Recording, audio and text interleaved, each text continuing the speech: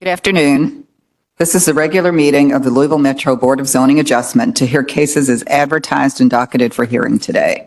Public notice has been provided and materials have been made available for review by the public. The following rules are in place for today's meeting. Please silence all cell phones.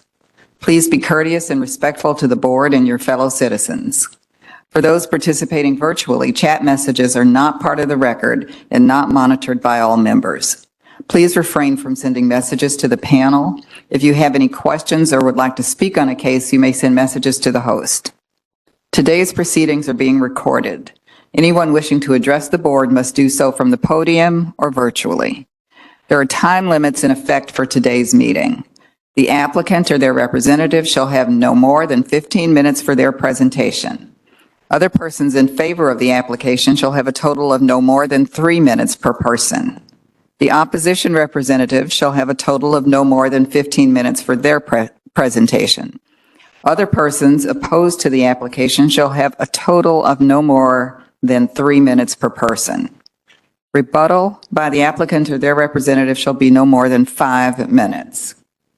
If you plan on speaking, please fill out a speaker's form as soon as possible. Those participating virtually must notify the host if they would like to speak. Priority shall be given to speaker cards in the order that they are received. Only those who have completed the speaker's form will be allowed to speak, and the speaker's cards are at the entrance to the auditorium. Procedure shall be as follows. Staff will present a summary of the request. The applicant or representative will make a statement or presentation giving reasons for the request. Other persons in favor of the proposal will be heard. The opposition representative will be heard. Those opposed to the proposal will then be heard. The applicant or their representative will then have an opportunity for rebuttal of the opposition's testimony. No new testimony shall be given during rebuttal. If there are further questions by the opposition after rebuttal, please fill out a form provided. The board may ask questions of the applicant, representative, or opposition at any time. Pursuant to KRS Chapter 61 and the board bylaws, the board's deliberations and voting today will be held immediately following the public hearing for each case. No party will be allowed to speak during the deliberations of this board. Roll call, please. Horton. Here. Ford. Here. Lewis. Here. Rodriguez. Here. Vita. Here. Bozos, not present. Bond. Here, we have a quorum. Staff, would you stand so that I can swear you in? You swear that the testimony you're about to give today is the truth? Yes. Thank you. And for the record, Board Member Vos has just arrived. Thank you. First item on the agenda is approval of the minutes from the August 4th, 2025 Board of Zoning Adjustment meeting. Members, have you had an opportunity to review the minutes? Madam Chair, I'd like to make a motion, please, to approve the meetings of August 4 of 2025. Has everybody had an opportunity to see those? Okay, yes. Yeah, thank you. Is there a second? Second. Thank you. It's been properly moved and seconded to approve the minutes from the August 4th, 2025 Board of Zoning Adjustment meeting. Roll call, please. Horton. Yes. Lewis. Yes. Ford. Abstain. Vita. Yes. Rodriguez. Abstain. Bozos. Yes. Bond. Yes, the minutes are approved. Moving into the business session of the agenda, we will start with 25 Variance 0065. Everybody had an opportunity to review the information on that case, the variance on Fairlawn Road. Reminder, that's a variance from St. Matthew's Development Code to allow the structure to encroach into the required side yard setback. The applicant has received signatures from the adjoining property owners approving of the proposed construction. Therefore, there's no public hearing required on this case. Any discussion? Anyone ready to make a motion? Madam Chair, Yes. I'd like to make a motion to approve the variance on case number 25, variance 0065. variance from the St. Matthews Development Code, Section 4.6.C.2.B to allow the principal structure to encroach into the required side yard setback. And base this on the staff report that we have in front of us and the information we have. Should we And it's note supported. that they have signatures? Or is that just part of the staff report? Well, It's I did mention that on the staff report, but yes, and this also, yes, it's part of the staff report. part of the staff. Yes. Yeah.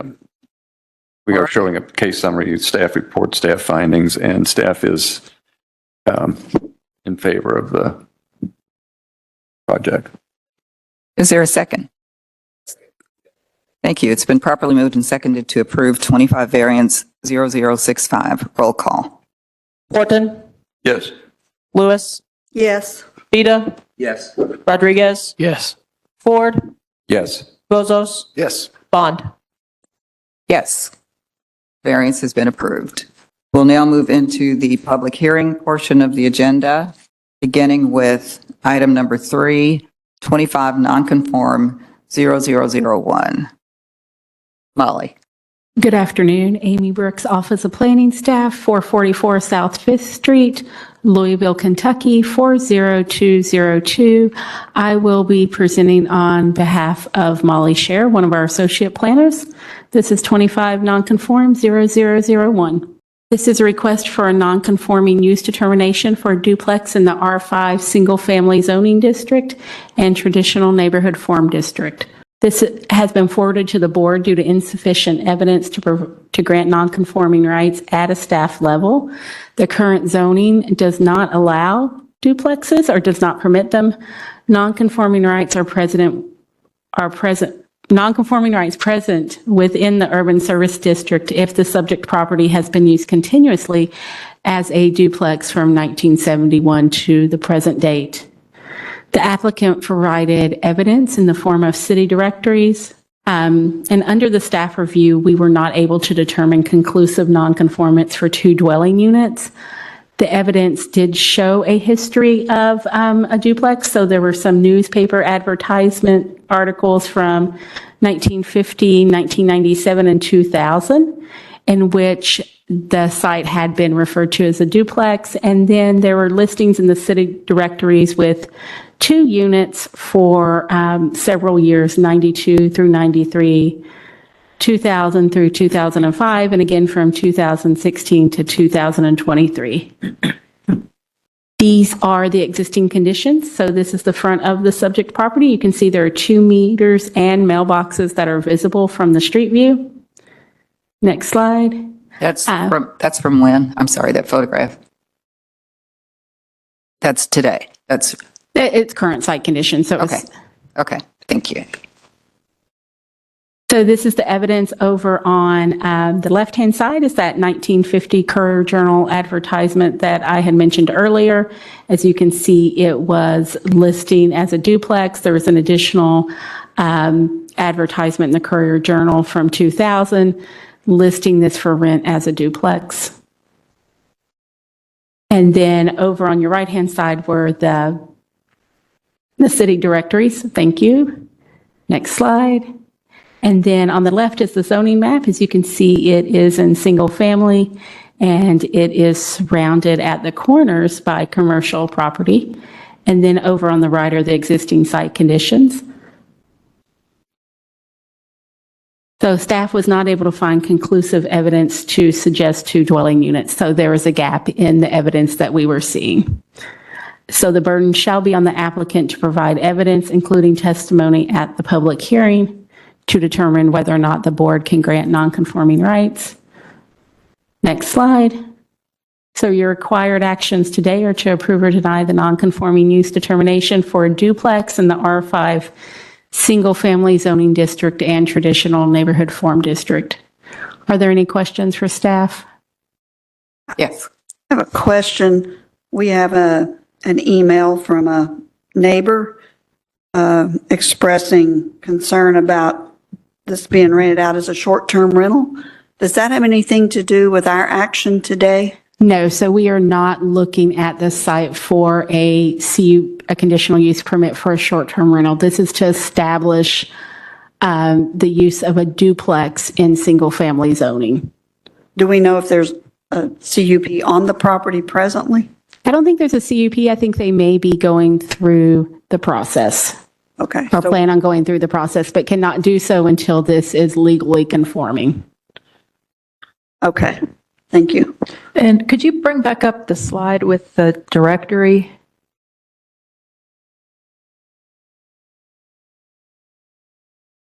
So they have to go back to 1971. And we've had conversations before about how the directory isn't necessarily the be-all, end-all, but it looks like from the staff report, there are some periods beginning in the 1990s where several of the years there's two, but you're going to have to get comfortable with that the two went all the way back to 71. So just keep that in mind as you're... Well, does that mean in 1998, it referenced there was only one? And we've had that conversation where, sometimes they're between tenants, sometimes somebody doesn't answer the door. So the number isn't necessarily conclusive, but you just keep in mind, you're going to need to, in order to grant nonconforming rights, you've got to pay attention from 71 to the present. And the onus is on the owner to give us evidence. That's correct. Yeah, I mean, staff can't, even if they had a bunch of twos, if there's some gaps, staff can't do it. But in this case, there's some gaps that are at the beginning end of things, and that's a little bit different than having gaps in the middle. We don't have anything from 70, until 76, between 70 and 76. well, 70, you've got one, and then you've got nothing from 71 to 75. And then from 76 to 86, you have one. And from, I guess there's nothing in 87, and then 88 through 90, there was no return. And then in 92, you start seeing the twos. So Okay, that's just, okay. But that is only the directory. yeah, that's only the Correct. director. So that's not controlling on you, but that's one piece of evidence. And just trying to keep focused on how far back we need to go, which in this case is 71. Correct. All right. Thank you. So the Courier Journal advertisement that you showed in the slide was from 50? So, Yes, it was from 1950. okay. And that's the only advertisements that you have from, Well, there was an advertisement from 2000. There was another one from the late 1990s. It wasn't an advertisement, but it was an article written in the newspaper showing an altercation between two residents. That indicated it was A duplex. separate. So in that article, it indicated that this site was being used as a duplex. okay. Okay, anything else for staff? Question, please. Yes. Amy, the previous slide there had a yellow circle around, it looked like utility meters on the side. That's correct. What was that? Yes. So there are two meters there. There are two mailboxes. That's So that was going to be my question. Yeah, whether one or two. Thank you. Okay, all right. Is one Yes. question. Is there any way to tell when the house was divided into the 2 meters, or has it? I don't. Sometimes you could reach out to LG&E and they'll give you that information, but it's not easily ascertained sometimes. So I don't think in this case that they were able to find out exactly when those were installed, but they do have a presentation today where they will be providing evidence before the board. And so that's definitely a question you could ask them if they were ever able to find out when those were installed. Sounds good. Thank you. Okay, thank you. Mr. Tiller, good afternoon. Hello, Name and address, please. my name is Josh Tiller. I live at 1116 Milton Street, and the case is 25-nonconforming-0001. Would you raise your right hand? Do you swear that the testimony you're about to give today is the truth? I do. Please proceed. Okay. Ultimately, I just wanted to walk you through the evidence. Unfortunately, I didn't get a PowerPoint presentation. I thought my stuff would be in there as well. I guess maybe this is it. First, Molly informed me to focus on the 72 to 92, that there wasn't any clear evidence that the property was a duplex prior to that as well. But attached in my forms, there's an advertisement from May 1946 listing the bottom unit for rent, describing it as a duplex, listings in both February and April of 49, listing the property for sale as a duplex, as well as another listing for sale in January of 1950. And then as part of my presentation, I'm just going to walk you through a history of the property. And so ultimately the listing for a sale in 1950 would be the one where they would sell it to a Mr. Winston C. Chamberlain. And then I also have two different birth records, one in June of 51 and one in November of 51, where two different people were born with different last names. I mean, I guess technically they could have moved in and out, but it seems unlikely.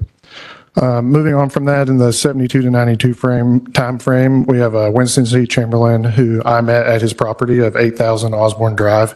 I've also attached the deed to his property that he purchased in January of 1972 when he moved out. He continued to own that property until 1976 when he sold it. After a 5 to 10 minute conversation with Mr. Chamberlain, I left to draft an affidavit for the statements that he provided. Returning about 30 minutes later, Mr. Chamberlain informed me he could no longer sign, that his daughter would not allow it. I was able to speak with her, and her reasoning for it was, quote, "My boyfriend does this for a living, and he said there's no way that will help you." In the unsigned affidavit, it states that 1116 Milton was a duplex the entire time he owned it, and he found the property because he had friends living in one of the units. He and his wife Betty lived in that unit before they subsequently bought the property that I mentioned at 8,000 Osborne Drive. They moved in late December of 71, and that's confirmed by the 1972 city registry listing the property as vacant. And again, he continued to own it until 76. In 76, he would go on to sell it to his friend, whom he stated owned multiple apartment buildings, and apparently one other person. As two parties and their spouses purchased it, that deed is also attached. This property still had a mortgage on it from Mr. Chamberlain. A later deed would show that payments were still owed to him, as the title starts to get really shaky over the next few years. In 78, they would sell to a C&W Properties Incorporated and a James and Carol Frazier, and subsequently on the same day somehow, they would then sign it over to an Albert and Alice Heiss, who would own it until 1981. And there's a listing for a one-bedroom apartment in the December 1980 Courier Journal, despite it showing the property vacant in 81. And that was for a one-bedroom unit, not the three-room unit that is normally listed in some of the evidence. It looks like they're stacking mortgages onto the property or potentially using it as a funding device elsewhere. It's hard to say, but in 1982, that C&W's Properties Incorporated was brought to bankruptcy court in Lexington, and they would then sell it. The title would then change again that year. They would sell it to a Paul Brown, not a Paul Brown,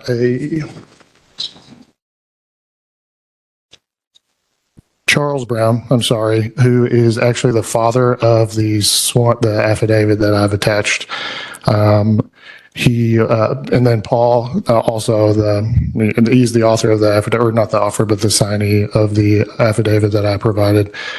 He lived next door prior to then. His name is actually on the city directory for 85 after they purchased the property. And then in 87, the Browns would sell to another relative, a William Thomas Brown, who had owned the property until 2001. Like they had mentioned, there's an article from 97 showing a dispute leading to a shooting over a debate. Apparently there was only one thermostat in the property, and that was from, control over the thermostat, essentially. The listing from 2001 on the local MLS mentions that there's two HVACs, so it seems like the property owner remedied that solution after the fact. All this to say that ultimately the title history of the investment, this is ultimately title history of an investment property, and there's no real reason for any of the properties to not capitalize on a two-unit property. Though the attorney who drew up the affidavit for Mr. Paul Brown put in the wrong address, the statement is still true about 1114, the next door property, and that statement also says that their property was used as a duplex, and in the city records, they never mentioned a second head of household for 1114. There are also 11 other multifamily properties operating in single-family zoning in Schnitzelburg, like 1114 next door and 1119 across the street. I've also attached photos from the street. And one of the entryway to the second unit, they show access points to both units, the bottom unit accessing the front and the west entrance on the right, if you're looking at the property, and then the deck entrance and the entrance to the east on the left. The inside photo shows original plaster walls. Drywall had essentially replaced as the plaster as the primary building material by the end of World War II. And the electrical panels downstairs are from Murray Electric. They were purchased by Simmons in the early 90s because those panels already used Simmons breakers anyway. And that's the majority of what I have. So the documents that you have that pertain to the sale of the property referred to the sale of the building in its entirety or to the building? Does it describe 2 units in the property? They do not, because they're a general warranty deed, so they will not, they don't typically address the type of property it is. Are these units second floor and first floor or side by side or how? There's first and second floor. And so how many bedrooms are on the first floor and how many on the second floor? 2 and 2. And is it are both of them like full apartments, kitchen, Yeah. bedroom, bath, Mhm. separate outside entrances? Yep. And do you live in one unit? Yeah, I live in the first floor You unit. live in the first floor unit, okay. How long have you been there? 2021. Any other questions, Mr. Taylor? I guess I just want to, because this was kind of like a rapid fire list of Yeah, of sorry all about those that. things. So could you revisit anything before 1971? Yeah. So there's not a ton out there, obviously, but I have an advertisement from May 1946 listing the bottom unit for rent where it describes it as a duplex. And then there are listings for sale in February and April of 49 and one in January of 1950. And then that owner who bought it in 50 would then own it until 1965 when Mr. Winston Chamberlain purchased it. Those were all listings for duplex. Yes. So with that rapid fire information you gave me, is there any years for which you can't fill in the gap, like the information we had from the staff report, staff presentation? That's actually a good question. Can I get the spreadsheet back up? I'll double check that.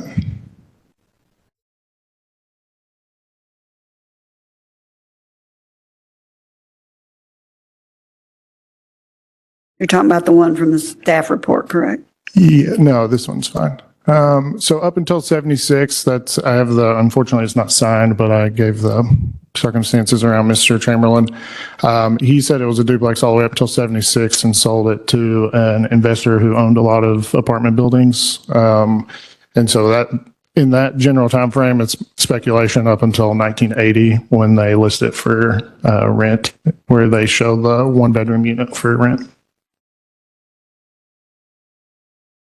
A 1-bedroom unit. I thought you said both units had 2 bedrooms. Yeah, there was a renovation upstairs. They added a deck in like the early 2000s. So then they kind of orchestrated that to put in a 2nd bedroom.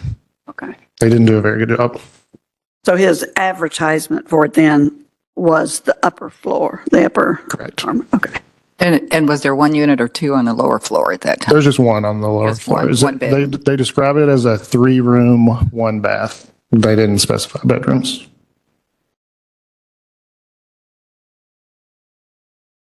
Other questions?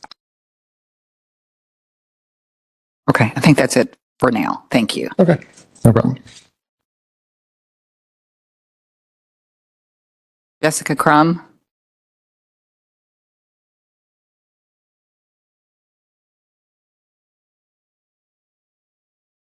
Hello, Hello, name and address, please. my name is Jessica Crum, and I own a duplex also on 826 Milton Street. Your address? Mm-hmm. Okay, what is your address? 826 Milton. Oh, to 826 Milton. Okay. Ms. Crum, do you swear the testimony you're about to give today is the truth? Yes. Please proceed. Okay, so I just wanted to come in support of this being recognized as a duplex.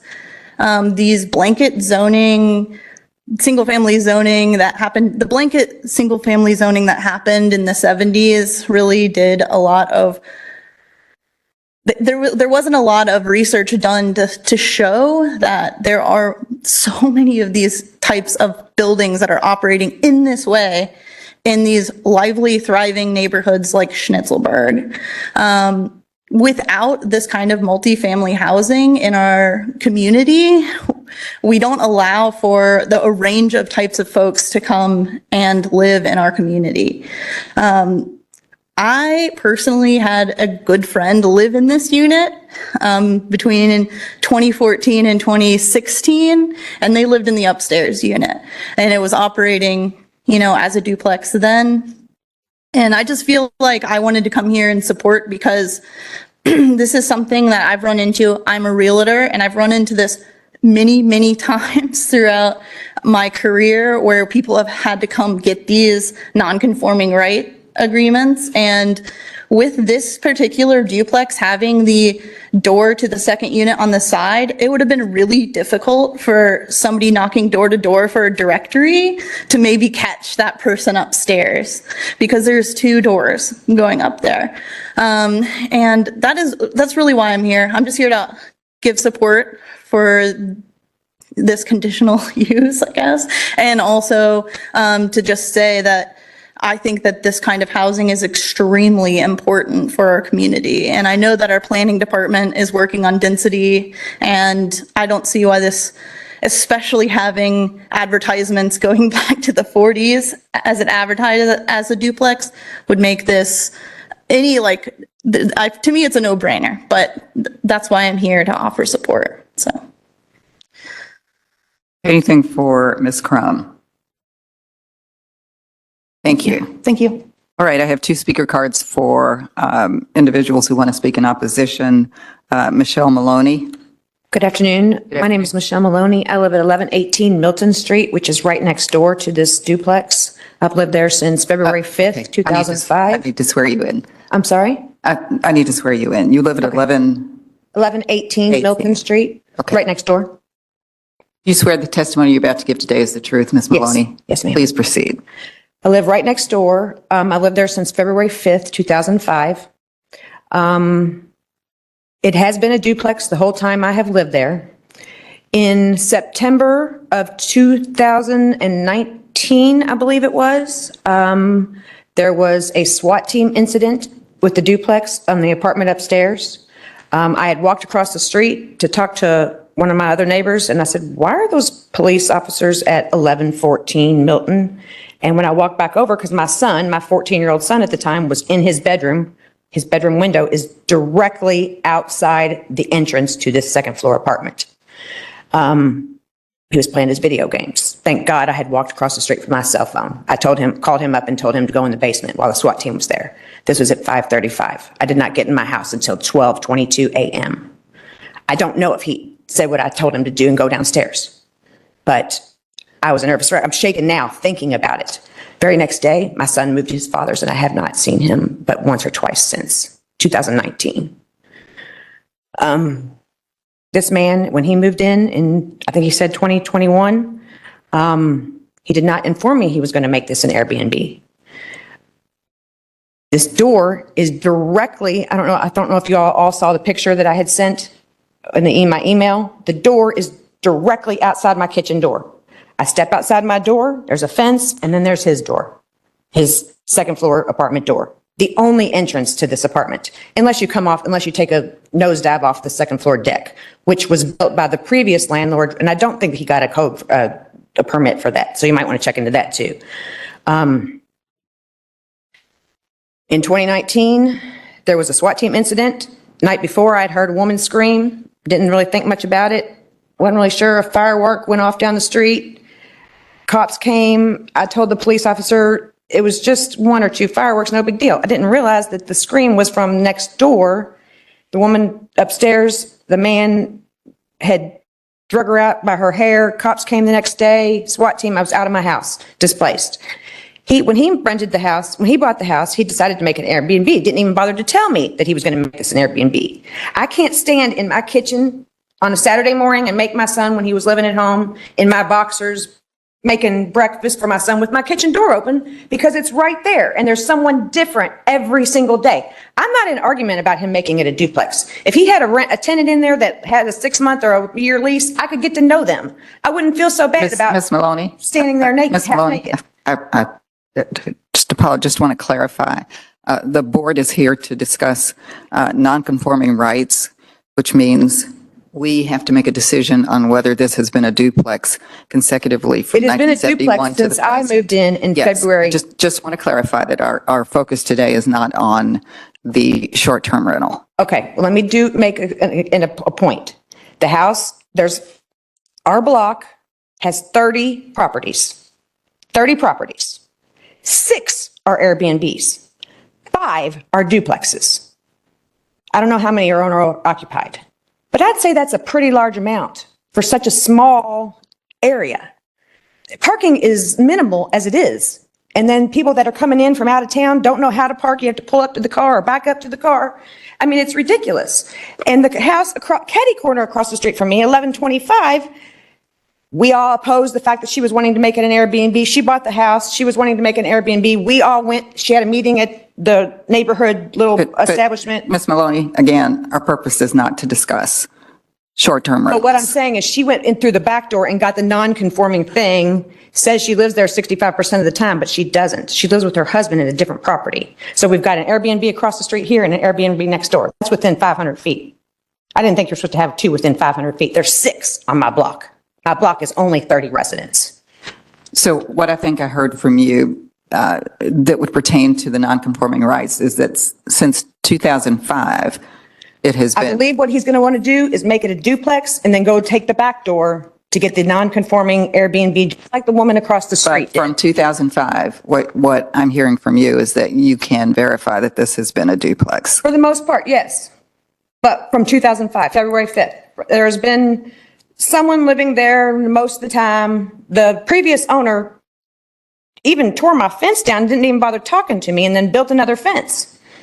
And my dogs were getting out, and I was like, what the heck? Didn't even bother talking to me about it.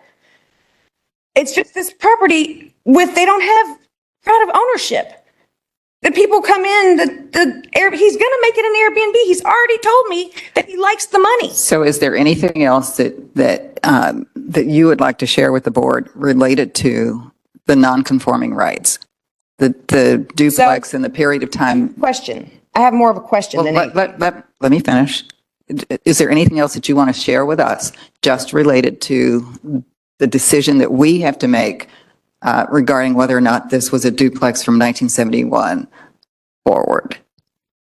No, I've probably done him good by saying since 2005, whatever, I know it to be a duplex. But I know what he's going to do. And that's what I'm going to argue about. Okay. All right. I would just like to clarify, as from staff perspective, 2 things on the short-term rental. Obviously, Chair Bond is right. We're here to make a decision on the non-conforming rights case today. If the applicant would like to rent the second unit, not the unit that he resides in, but the second unit, that would be a conditional use permit that would have to be requested that would come back before the board. So there will be an opportunity to speak on that, just so you know. And in addition to that, there is enforcement and citations on the property. So there will also be some issues with that year-long waiting period to get the license as well. So there are several factors that would affect the potential for a short-term rental at the site. And I just wanted you to have that information. I don't have a problem with someone living there long-term. I don't. I have a problem with this every day. There's somebody, I'm a single female. I'm the only one that lives in my house. Somebody different there every single day. Right. And then he complains the fact that my dog barks. That's why I got the dog, because I would know if somebody was at my back door. That's all I have to say. I have a quick question for staff. So if there are reports that this is being used as an Airbnb from like today or tomorrow until this conditional use permit is heard, those are finable offenses, or what is the recourse there for the neighborhood? There's an open enforcement case related to short-term rentals on the property. So it's being actively investigated whether they stop doing it or not. I guess we could ask the applicant to address that in rebuttal. It's not really pertinent to today's decision, which is, just a review of whether or not it's been historically used as a duplex. But there was a citation issued, which Rachel mentioned, which would prevent them from getting a license for 1 year from that date. But if they get additional citations, it keeps moving that goalpost out. I was just wondering if there was recourse for the neighbors reporting other things going on like that. They can, like with any violation, report when guests are there. And if the officer goes there and sees it being used, they could get another citation, which, as I mentioned, then will make it Okay. longer before they can get a license if they want. But once the 1 year has passed on the last citation, then there would, and if there were to be pursuit of a conditional use permit, then that would be an opportunity for Ms. Maloney or anybody else who was interested to come before the board and speak related to that application, correct? If he wants to rent the unit he doesn't live in, he would need the conditional use. Yeah. If he chose to rent the unit he lives in and can show primary residency, effectively renting it part-time or sharing the space, that may not require a conditional use permit. We would have to look into his residency and see if that is something that is allowed with just the license. But even if he wanted to rent out the space and could show that it was, that he lives in and shows that is in fact his primary residency, he couldn't get the license to rent that out until that year expires. This just for my own edification. So is there two different addresses on the two different units? And Just these 1 and 2. action, Just 1 and 2.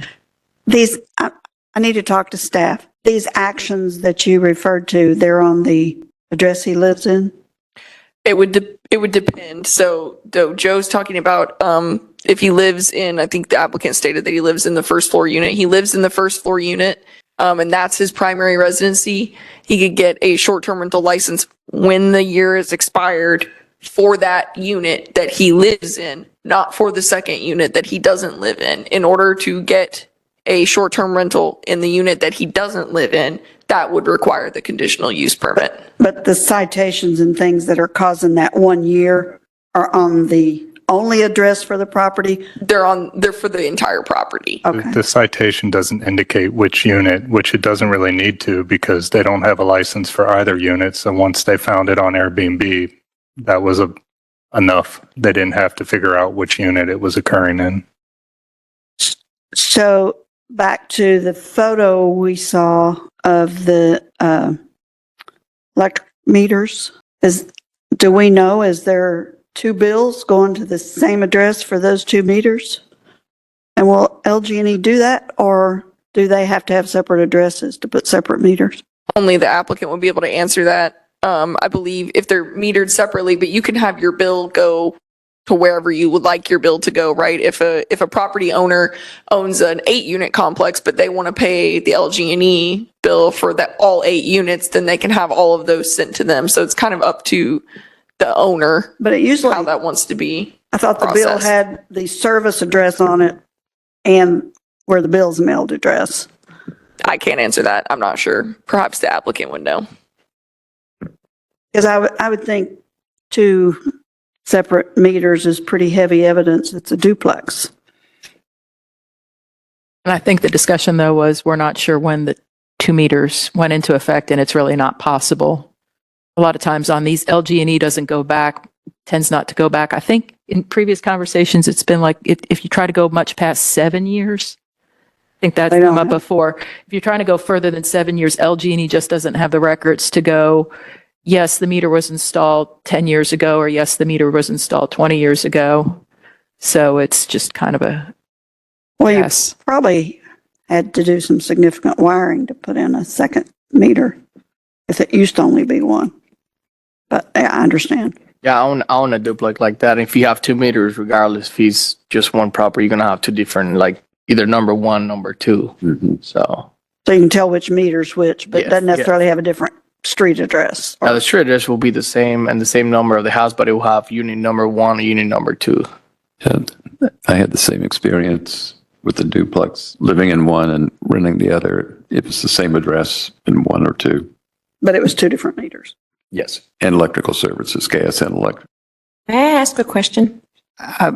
When someone applies for this non-conforming, whatever it is, like for instance, the property across the street, 1125, we had all opposed it. She said that she came to the meeting. She did not. She told your all's representative that she did, and she never came.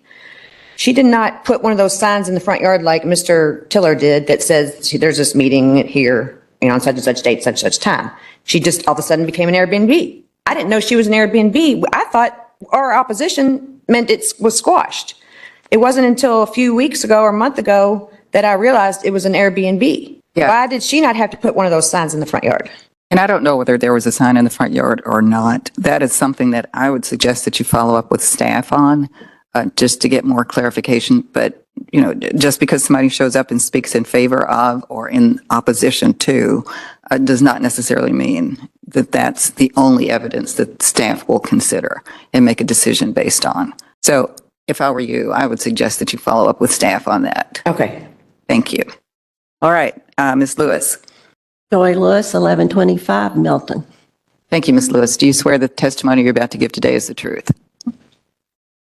Yes, I need a verbal. Okay. Do you swear the testimony you're about to give today Okay. is the truth?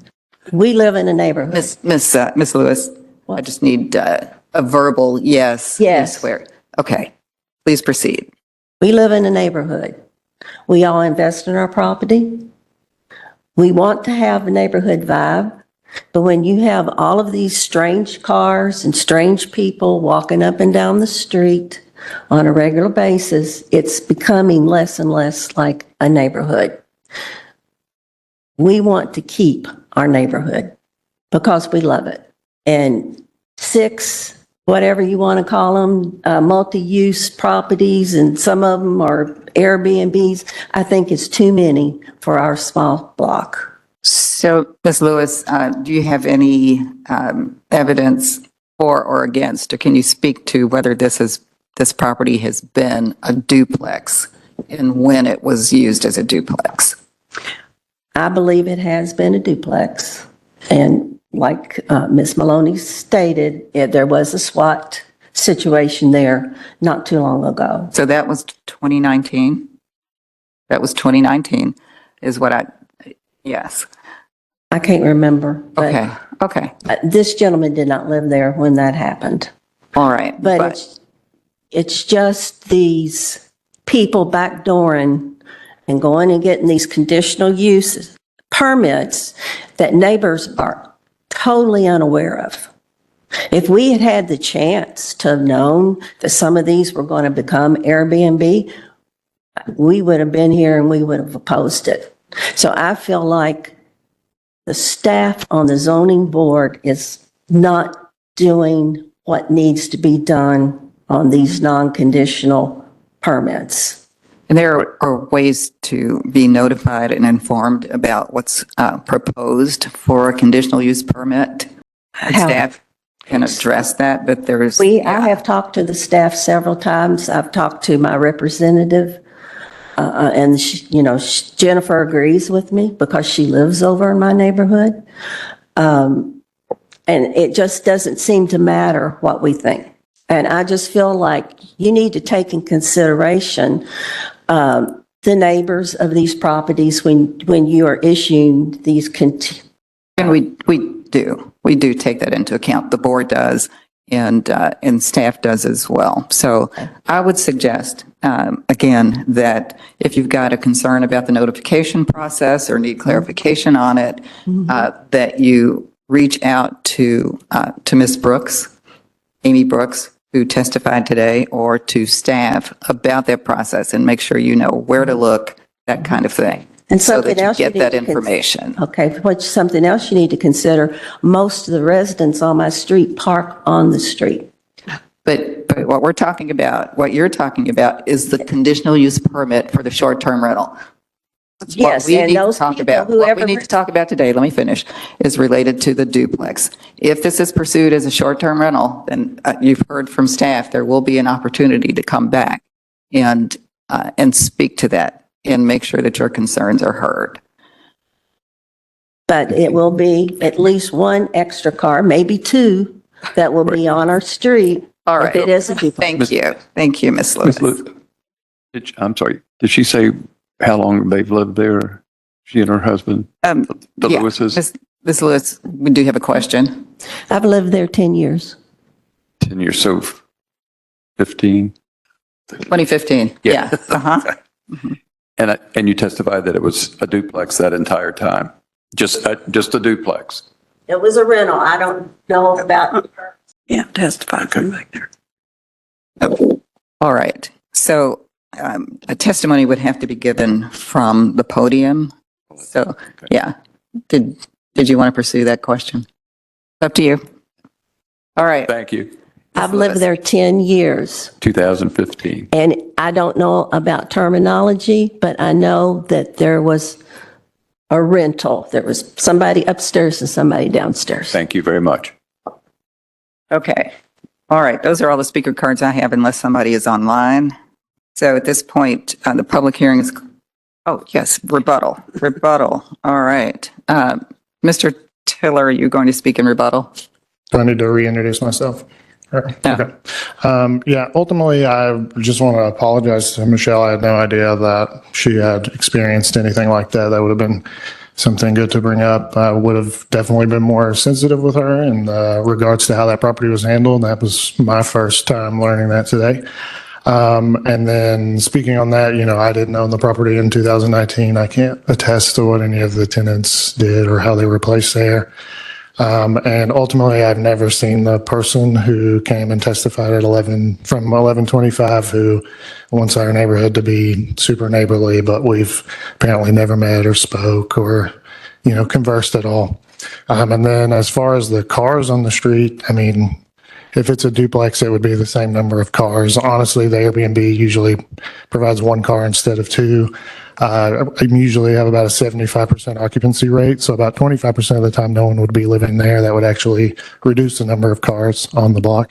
And if you could kind of keep your rebuttal to the non-conforming rights rather than the short. I know. But, and then, since my case has been aired out in the meeting, I would just like to say that, in 2001, I believe I started the Airbnb and I had it no problem 2 years in a row.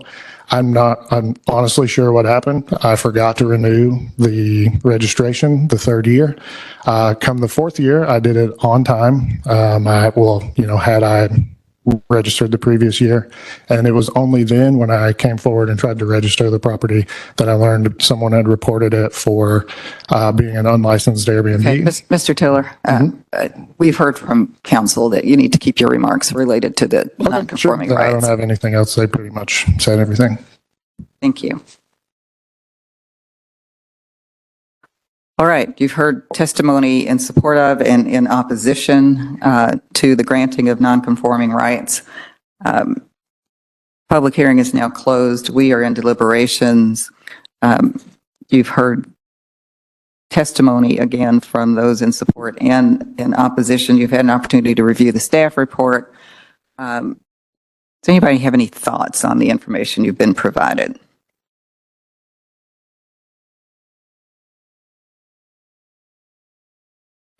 I believe he said there were 3 advertisements, Courier Journal listing it as a duplex in the 40s and the 50s. So that's good enough for me. That's my opinion. Anybody else? I mean, it seems like all the testimony we've heard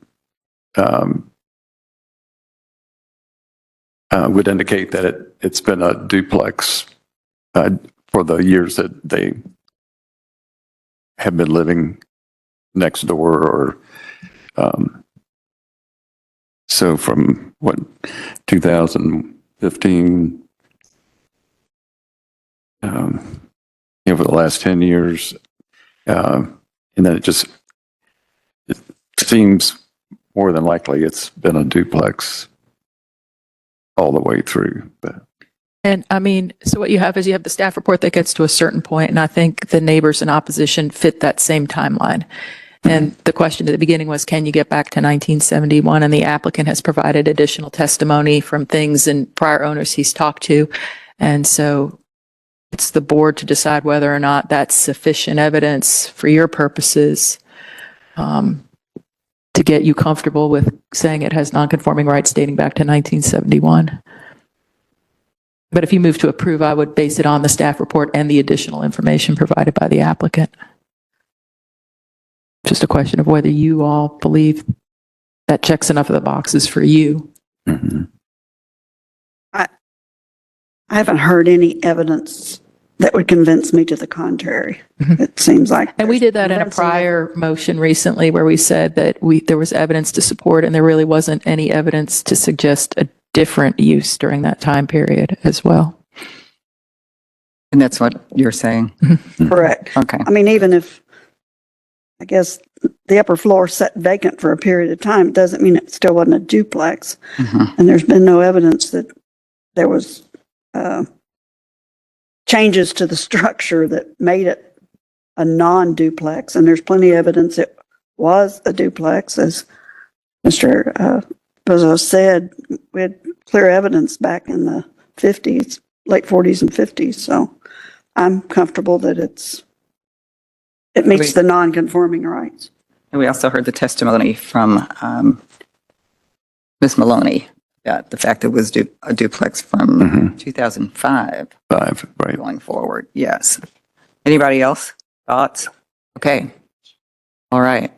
Is anyone ready to make a motion regarding non-conforming rights?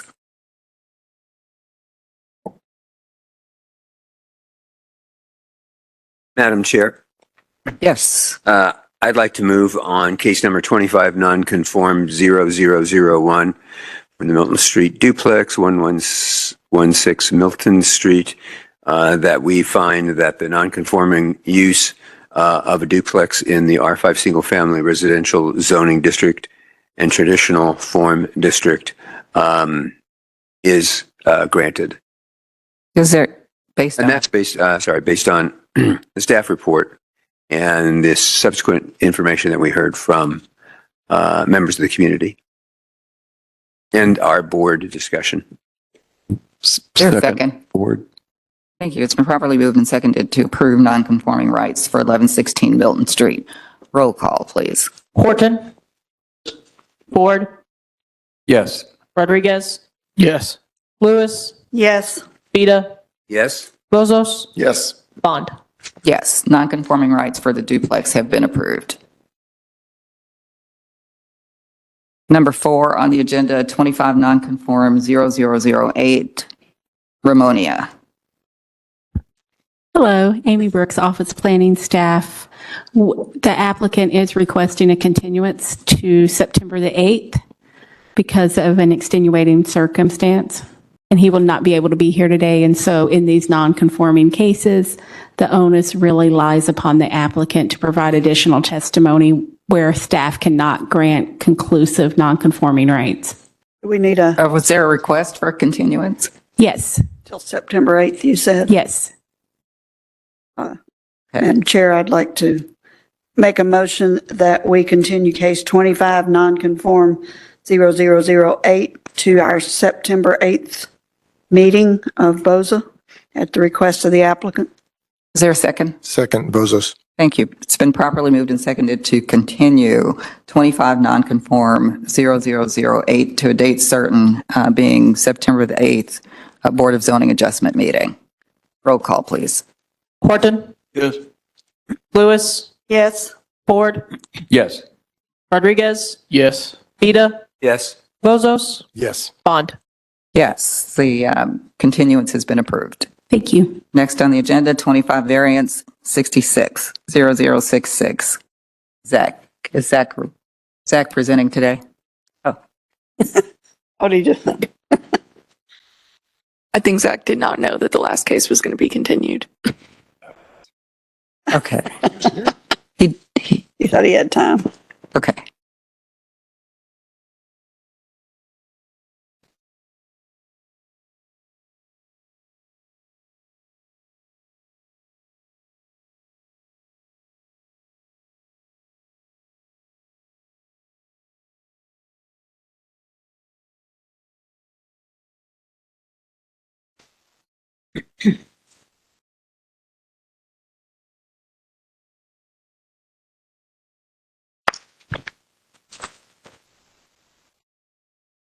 You already been sworn in? You have? Yes. Yes, okay.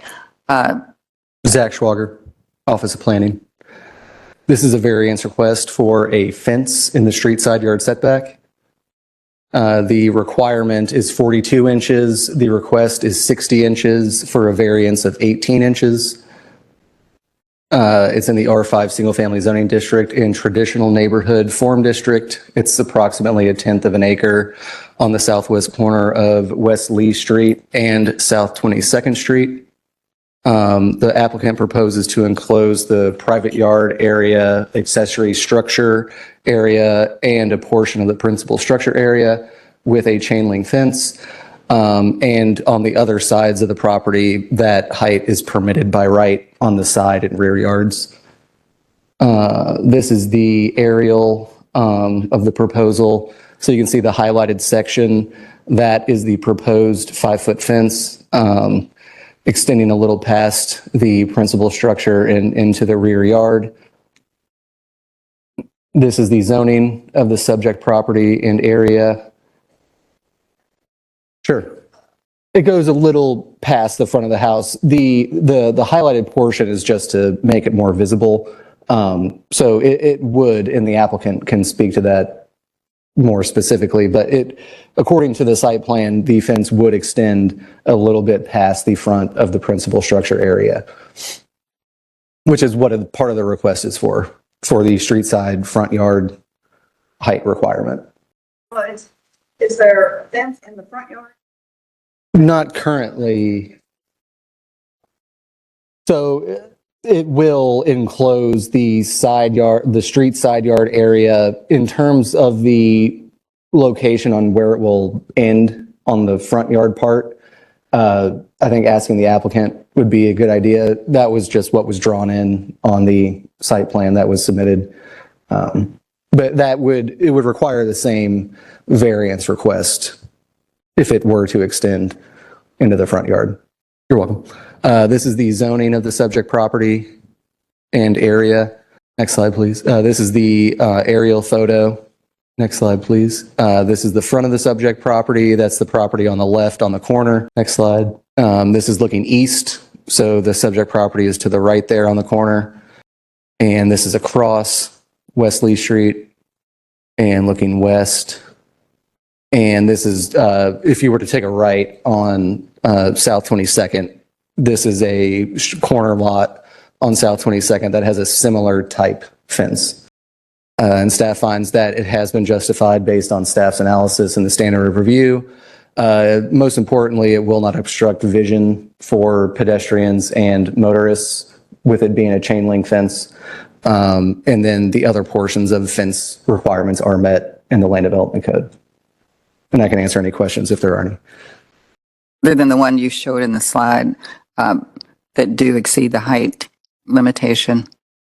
I didn't extend further out in the area. I mean, there are other front yard fences. They don't look to exceed the height requirement, but with that one just around the corner is almost like a carbon copy of what the applicant's proposing. Okay. Could you back up to the photograph that showed, there's the first photograph of the house there.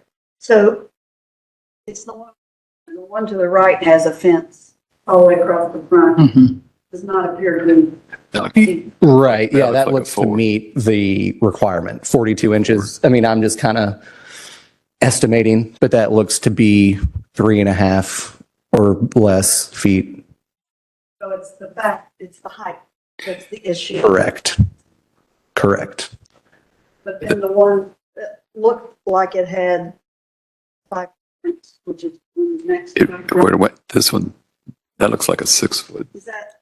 So if you were to look, to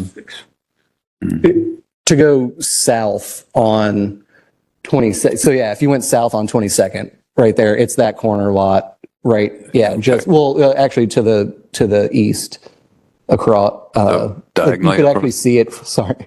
You can go to the last picture. Yeah, it is that lot right there. And it's over like catty corner. Yes, right there. You're welcome. Any other questions for Zach? Thank you. Okay, I don't have a speaker card for anyone related to this case. Is there anyone in the auditorium or online who I would did like to speak speak? to the applicant this morning, and they said they would be here, but I don't know if, they had issues getting here or not. Okay, But I haven't heard anything from any other parties. okay, all right. Well, we don't have anybody online either at this point, so we'll see if someone does join. Okay, so at this point, So what I would, if you have questions that you want the applicant to answer, I would suggest tabling it and seeing if they make an appearance between now and the end of the meeting and move on to something else. If you don't have any questions for the applicant and you're comfortable approving it based on the staff report, you can go ahead and make a decision based on the staff report. So that's really, I think, the two options. Okay. I have a question whether the fence is going across the front yard, attaching to the neighbor's yard, and maybe Zach can clarify. Does it make any difference with this request? This talks about side yard. Now I'm questioning the front yard if the fence is going all the way down there, because I guess in my mind, I thought it was gonna. Part of his concern was keeping his dog Yeah. in check. So It's got to tie in somewhere. to the house. So I can confirm that I had a conversation with him that on the street view, it doesn't show an existing fence on the rear yard, but he said there was an existing fence like along the alley, and he wants to tie in everything to completely enclose. And so from what I gathered from our conversation, it was going to extend a little bit past the front of the principal structure facade, and then I guess come back to the porch. Fell back across. Yeah, come across and then come back. But he did say that the purpose was to enclose everything. Yeah, I can understand that, but I'm confused where he's tying it in the front. Yeah, I had the same question. And so I thought it would make more sense to just come flush with the front of the facade instead of extending further out toward Lee Street and then coming back toward the house. Or tying into the neighbors. I mean, if he's going all the way across the Oh, I front. see what you're saying. I see what you're saying. Yeah, going all the way to the front and then tying into the neighbors. Yes. And I think I know the answer to this question, but since this is a public hearing, there was notice on the property. If the neighbor has issues with it, they should have known. Yes. There's a meeting today, correct? Yes.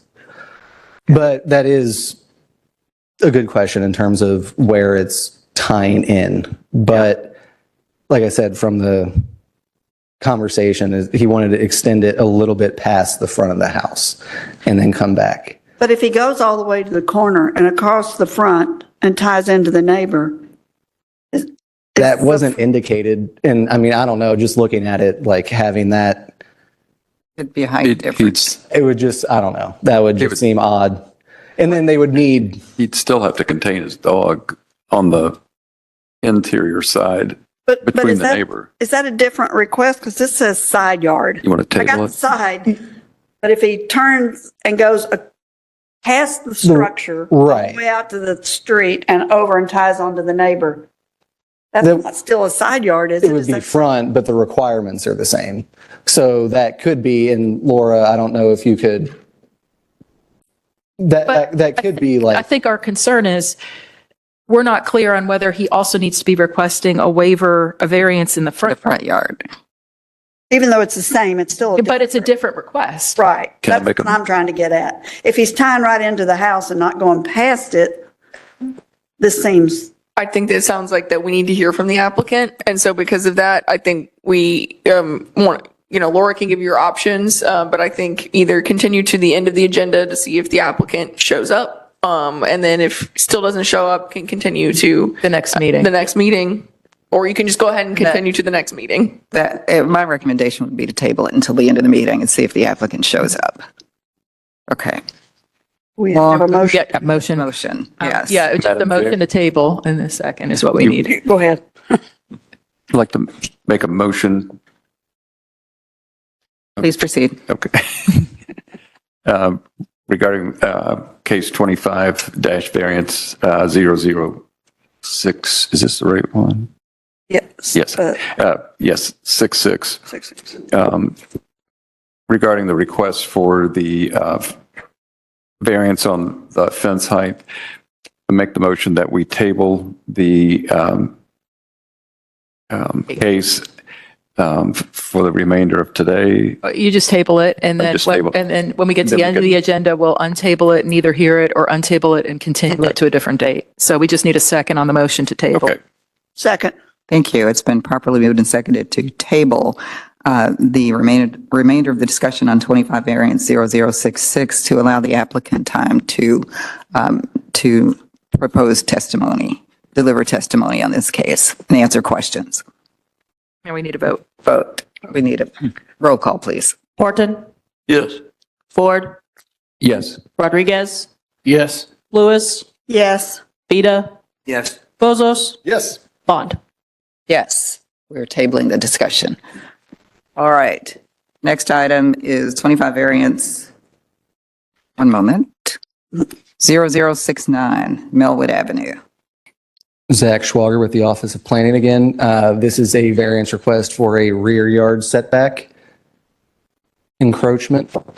The required rear yard setback is 15 feet. The request is 5 feet, variance of 10 feet. It is in the EZ1 Enterprise Zone zoning district in traditional marketplace corridor farm district. It's approximately 3/4 of an acre on Melwood Avenue between East Main and Spring Streets. The applicant's proposing to construct a 2,000 square foot addition onto the rear of the principal structure. As stated before, it's in the traditional marketplace corridor farm district, but the adjoining property to the south is in the traditional neighborhood farm district, which calls into effect the zoning transition zone standards. And so the more restrictive setbacks apply in this situation. So the area will help kind of clarify that. Next slide, please. So you see Melwood Avenue up there to the north. The existing principal structure is a little hard to see, but you can see that like L-shaped gray area.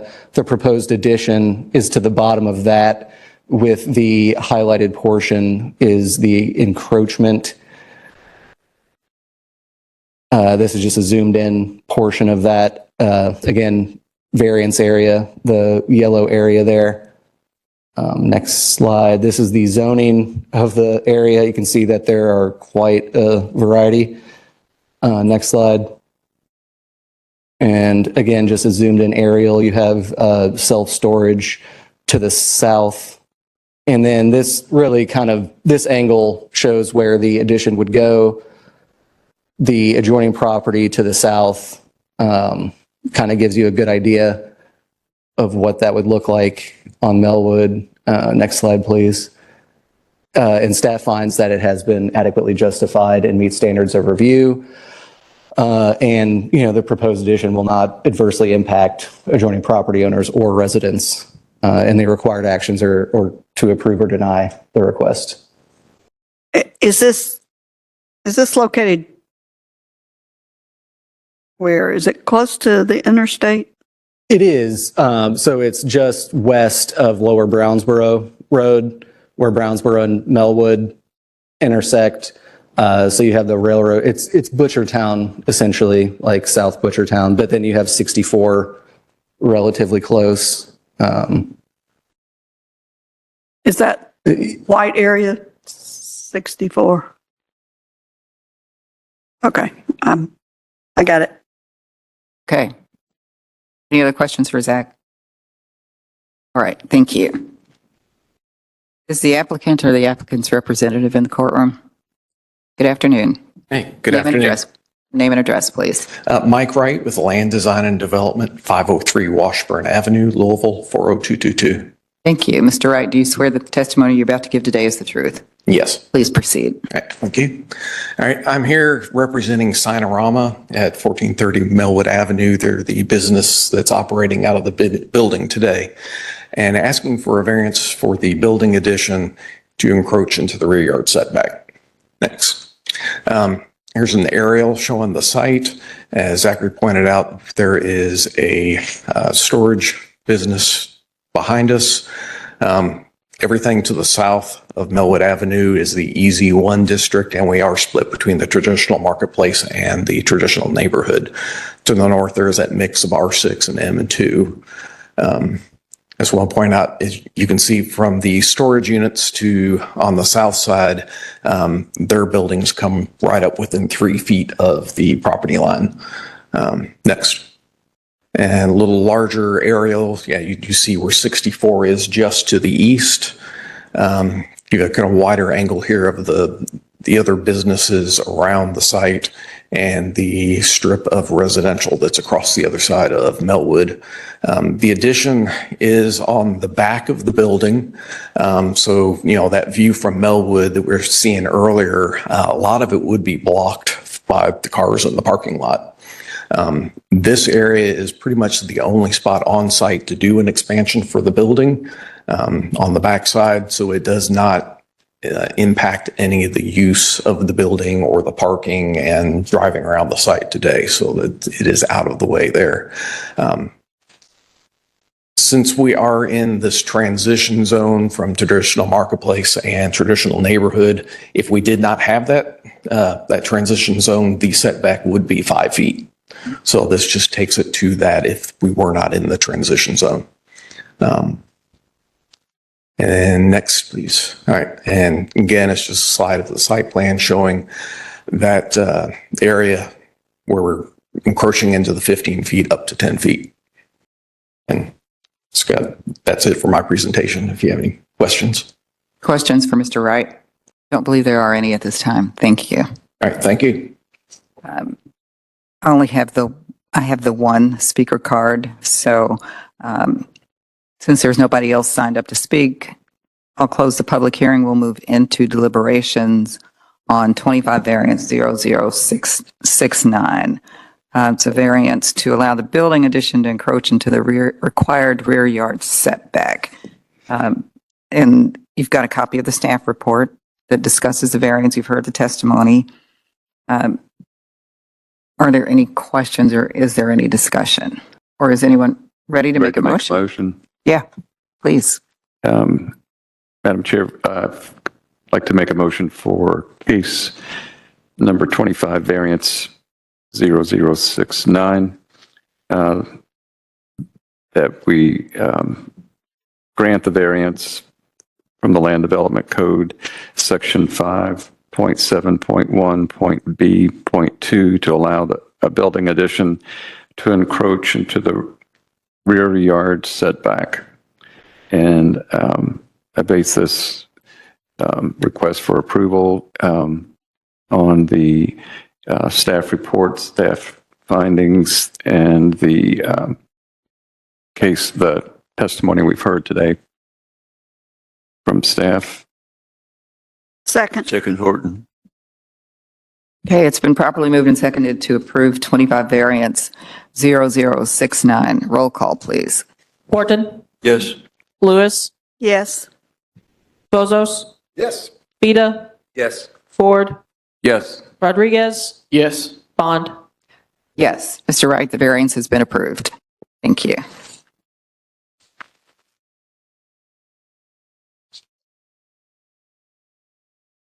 Next on the agenda, 25 CUP 0220, short-term rental. Just a quick correction to the agenda. It should be 24 CUP 0220. Yes, and I can confirm that all noticing was correctly listed for the case number. So just a little typo on the agenda. Which one's right? It should be 24. Yes. Okay. Staff report is correct. Yeah, it's correct on the staff report, just not on the agenda. Okay. So Jude Mattingly, Office of Planning, Office of Planning Staff, 444 South 5th Street. Before you is a conditional use permit. Next slide, please, Rachel. For a non-owner occupied short-term rental in R4 zoning. Next slide, please.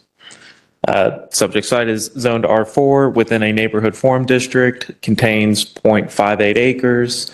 The applicant has indicated that there are 4 bedrooms, which will allow a maximum of 10 guests. There's ample off-street parking available on site, and there's no short-term rental approved via conditional use permit within 600 feet. Next slide, please. This is our technical review. Next slide, please. Aerial of the subject site. As you can see, it's along the Ohio River. Next slide. Zoning map. So all residential, and then the Ohio River is zoned R1 to the north. Next slide. Here is the front of the subject property. Next slide, please. Some adjacent area context. Besides residential uses, it looks like it's park area, mostly along where it goes off River Road. Next slide, please. Sorry, that should just say conditional CUP. It should not say waiver. CUP is adequately justified for approval. There are no proposed exterior changes. No short-term rentals approved via conditional use permit within 600 feet. Appears to meet all the other standards of the conditional use permit. And again, there is adequate parking for the use. Next slide. And your actions will be to either approve or deny the conditional use permit to allow short-term rental of a dwelling unit that is not the primary residence of the owner in the R4 residential single-family zoning district. And I'm here for any questions. Just to reiterate, there was a citation dated Yes. June. We are beyond that 1-year probationary period, no additional citations? No. So I did look at the enforcement records again this morning, and I have not observed any other citation being issued, and more specifically, none for short-term rental violations. So they are past the 1-year probationary period. Okay. Can we go back to that overhead photograph? Yeah, that one. You said there's adequate parking. It looks like there's a big parking pad just. So it is a slightly odd lot. While it is subdivided, the property owner of this address also owns that adjacent lot where you're seeing that parking pad. So it's subdivided, but it is the same owner. So they can count that as their parking, okay? Or is there, it's hard to tell with all the trees. But Even without that, I mean, if you look at the double wide circular driveway, the garage that's on site, that should provide adequate parking for 10 guests in the very rare and unlikely situation that there are 10 cars there. Okay, thank you. And I'm sorry, that's just a vacant lot between the two houses. Yes, I mean, unless our aerial imagery is a little outdated, it should still be vacant. Any other questions? Thank you. Thank you. All right, I don't have a speaker card, but is the applicant in the courtroom, and do you wish to speak? Okay, if you'd come forward, we'll get your information, and we will need a speaker card before you leave. All right. Good afternoon. Name and address, please. Deborah Zemer, 4400 River Mist Way, Louisville, Kentucky, 40222. Ms. Zemer, do you swear that the testimony you're going to give today is the truth? I do. Please proceed. Please proceed. If you want to speak. No, unless there's questions. Okay, so you don't have any additional information that you want to share with the board? All right. So since the citation in June of 2024, citations have been paid in full, no short-term rentals during that time, correct? Correct. Okay, all right. Is this your only short-term rental? Yes. And did you not have it registered? Was that what all this citation? Yes. We had a manager that succumbed to substance abuse who happened to be our son. And so he failed to open mail. And we were out of town, so we were unaware. But you're aware of the requirements for registration now? Yes. Who will be managing the property? We have another manager who works for another company of ours who will be overseeing everything. And we live only a mile away. Okay, all right. So what did you do with the property in this year that you've had to wait for this? We waited. Is it just set And it's vacant? flooded now, so Oh, it flooded? it flooded. Yeah. We're in the process of putting it back together. Okay, thank you.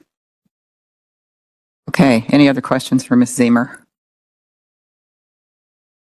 Don't believe there are any at this time. Thank you. That's the only speaker card I have. Doesn't look like anyone is online to speak to this, so I will close the public hearing. We're in deliberations on 24 CUP 0220. And reminder that this is a case where we had an enforcement issue from dating back to June of 2024. Probationary period has been passed. Fines have been paid. There's new management who will be overseeing the property, and it's 4 bedrooms, so allowing 10 guests. And you've seen from the slide presentation the parking that will be available for those guests. So any additional discussion? Anyone ready to make a motion? Motion, Madam Chair. Yes, please proceed. Regarding case number 24 CUP 0220, I move to approve the conditional use permit based on the staff report and the analysis and applicant and staff testimony today and the listed proposed conditions of approval. Second, Beta.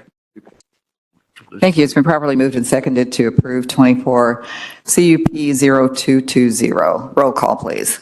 Horton, Yes. Ford, Yes. Lewis, Yes. Bozos, Yes. Rodriguez, Yes. Beta, Yes. Bond. Yes, Ms. Zemer, your conditional use permit has been approved. Next is 25 CUP 0149. Short-term rental. Rachel. Okay, this is 25 CUP 0149 for short-term rental at 1442 Cardinal Drive. Again, conditional use permit request to allow the short-term rental of a dwelling unit that is not the primary residence of the owner. This is in the R5 zoning district in the neighborhood form district. There are 3 bedrooms for 8 guests maximum. There is off-street parking available on site, and there's no short-term rental approved by CUP within 600 feet. This is a zoning map. You can see it's generally R5, and then the R1 that you see over there is the Audubon Country Club. And then a closer zoomed in aerial image. And this is the short-term rental proximity map. Again, no CUPs approved within 600 feet. Here's a front view of the property. And then this is looking south on Cardinal Drive. Again, you can see across the street in the fence is the golf course area. And then same thing, this is looking north and the golf course is to the left. So staff finds that this is adequately justified for approval. There's no 600-foot issue, and it meets all the applicable standards of the conditional use permit. So your required actions are to approve or deny the CUP to allow the short-term rental of a dwelling unit that is not the primary residence of the owner. Thank you. Brandon Wood. Afternoon. Good afternoon. Name and address, please. Brandon Wood, 2425 Newburgh Road, Louisville, Kentucky, 40205. Mr. Wood, do you swear the testimony you're about to give is the truth? Yes. All right. What would you like to share with the board? This will be our 3rd short-term rental, so we have a lot of adequate experience with it.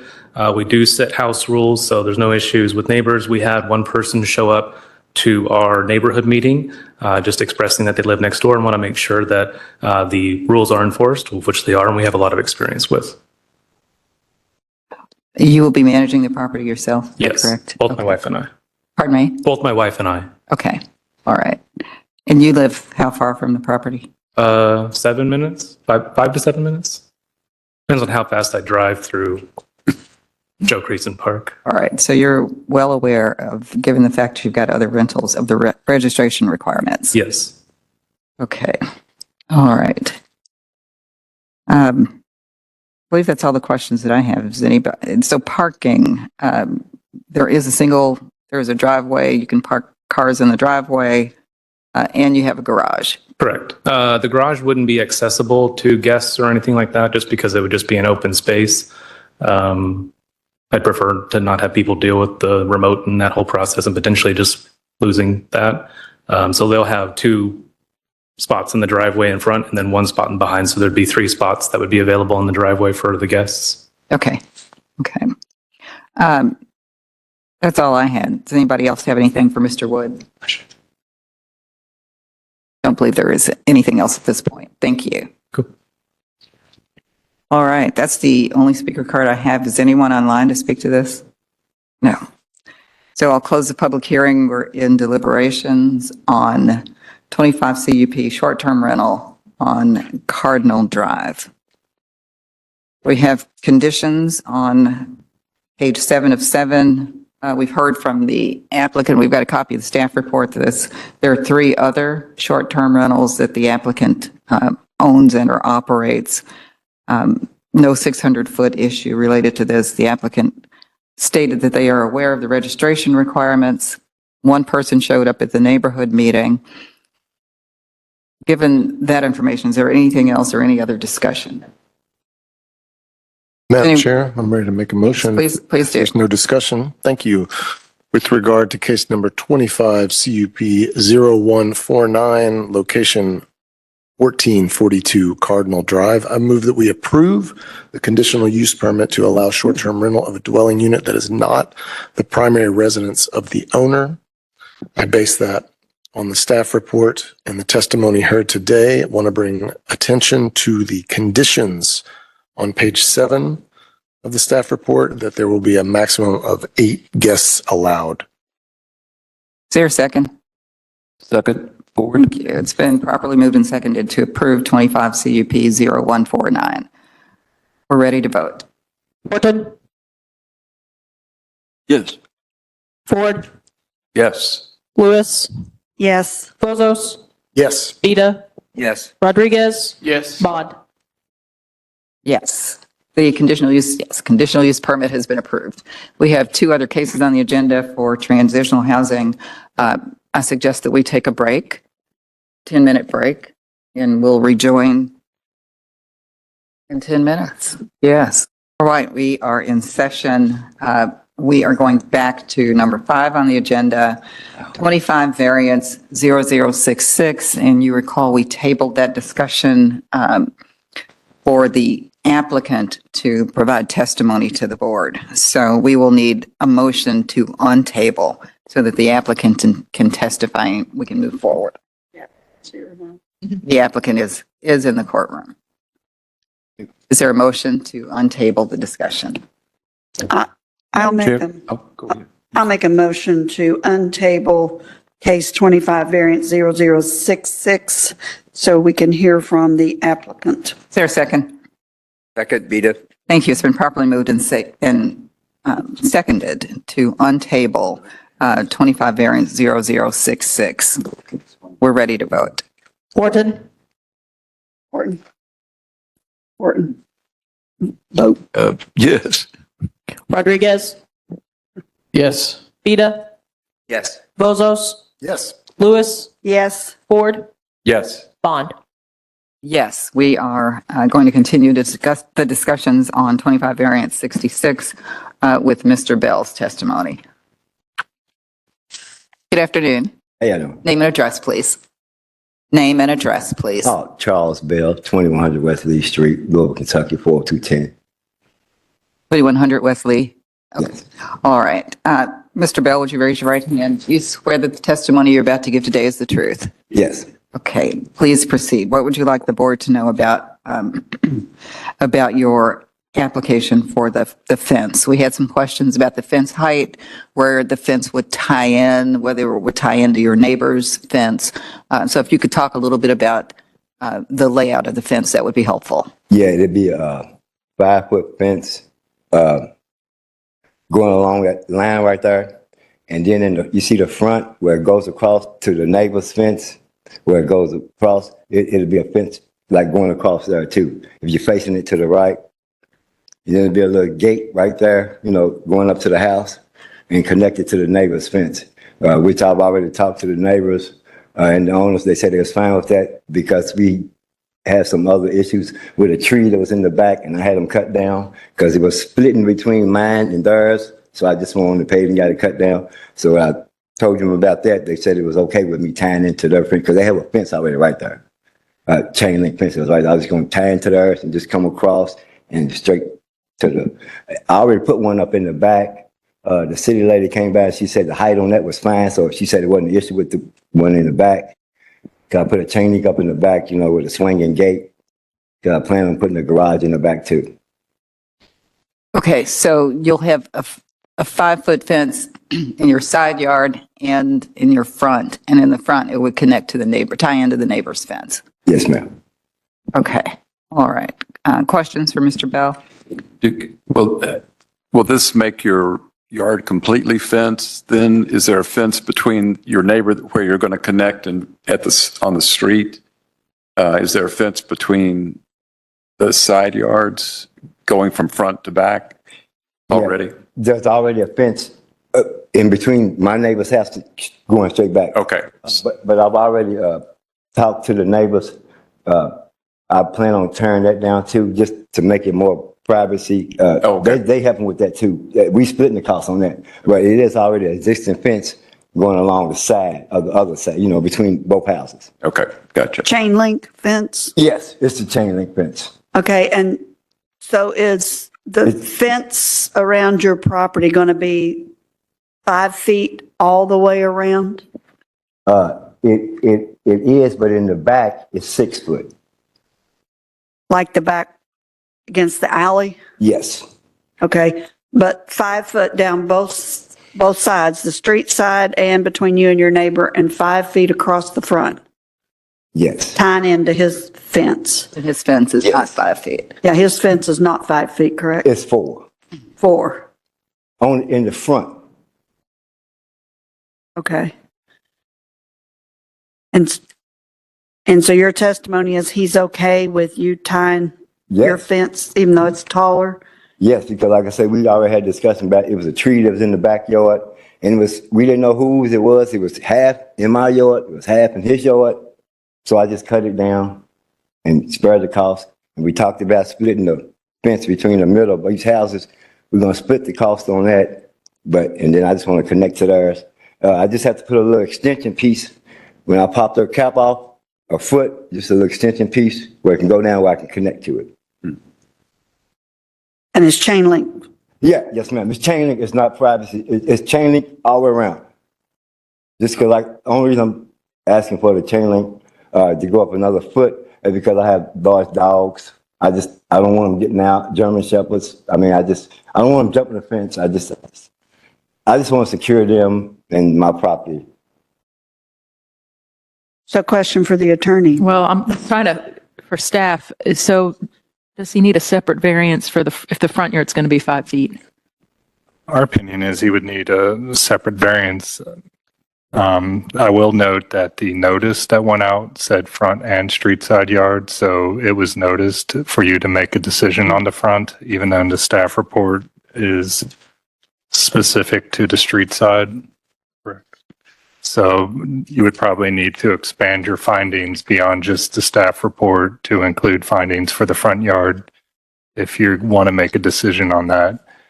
Or you could continue it for staff to prepare a staff report that addresses the front yard. But you said the notice that went out was clear that it was going across the front? The notice advertised a variance to allow a fence to exceed 42 inches in height in the front and street side yard setback. So the noticing was correct for you to make a decision on both variances if you choose to do so. The staff report was limited to the street side. But in theory, if they wanted to rule on it today for the front yard, they could say that the same rationale that was in the staff report for the side yard also justifies the variance in the front yard. I mean, it would be a similar analysis. Yeah, the board could make that decision. And we're clear that there, maybe Zach needs to answer this, there was no opposition expressed from any neighbor about the height of this fence and going across the front? Correct. I didn't hear anything from any other interested party. So it sounds like your options are, you could continue the case to the next meeting and staff could prepare a report that addresses both. Or you could take action today, and probably the cleanest way to do that would be to make two motions. One motion to approve the side street yard setback based on the staff report and testimony you heard today, and then make a second motion on the front yard setback. And in that one, you'd say that the reasons that justified the side yard setback you find are equally applicable to this one. Because you can't say it because the staff report doesn't directly address it, but you can do it by analogy, saying that the reasons that were in the prior one justify in your mind this one. So it's just a preference as to which way you want to go. So is that front yard requirement 42 inches Yes. also? Yeah. Yes. And no issues related to public safety or with the front yard? Okay. With it being chain link, No visibility the issues? visibility is pretty clear. And just looking at like as stat, I mean, I always like to look, it's really easy with Google Street View to kind of put yourself in that position and see whether or not it would be an impact. And there's no way that this would be a safety issue for motorists or pedestrians. Okay. I guess as long as it's left as chain link and there's not slats put in it or something to make any privacy out of it. I wasn't gonna do none of that. That's a good point, though. No, I wasn't gonna do none of that. I was just leaving it chain link where it looks real nice and pretty. Could we make that a condition, Laura? That you can't do anything to block view? Because I would agree that chain link isn't gonna affect. I would be okay with that. The condition? Yes, ma'am. Because I wasn't doing it anyway, but I would definitely be okay with it. So are we going for approving, if we were to approve the side or the 5 foot, the request here, and then did the second one for the front at 5 feet? Mm-hmm. Yeah, okay. Yeah, the only reason you have to make it as a second motion is because the staff report doesn't expressly address the front yard. Right. But the condition of approval would only relate to the front yard, correct? You could decide to do it for either or both. Okay. Yeah, because if he's taken the fence all the way to the corner, I think, the first few feet could be, but I'd just put it on both and Yeah, be done with it. It's I a agree. little complicated. I agree. Okay. You want it? No? Mr. Bell, thank you. Okay, thanks. All right, so we have before us two variances. One, should we choose to go in this direction, our option would be to discuss and take action on two variances, one for the side yard, allowing the fence to exceed 42 inches in the street side yard setback. Then there would be a second variance that we would address for the front yard. And we talked about adding a condition of approval to maintain the character of the chain link fence with no modifications to that would impact the visibility or pose a safety concern.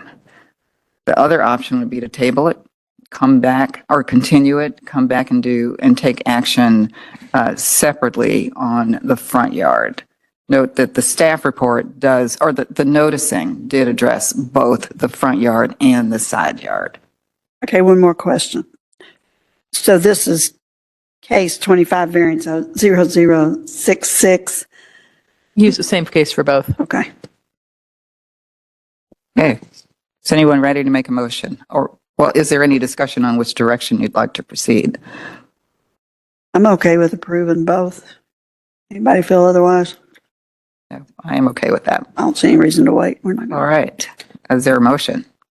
I'll make a motion to approve case number 25 variance 0066 dealing with the street side yard setback requirement.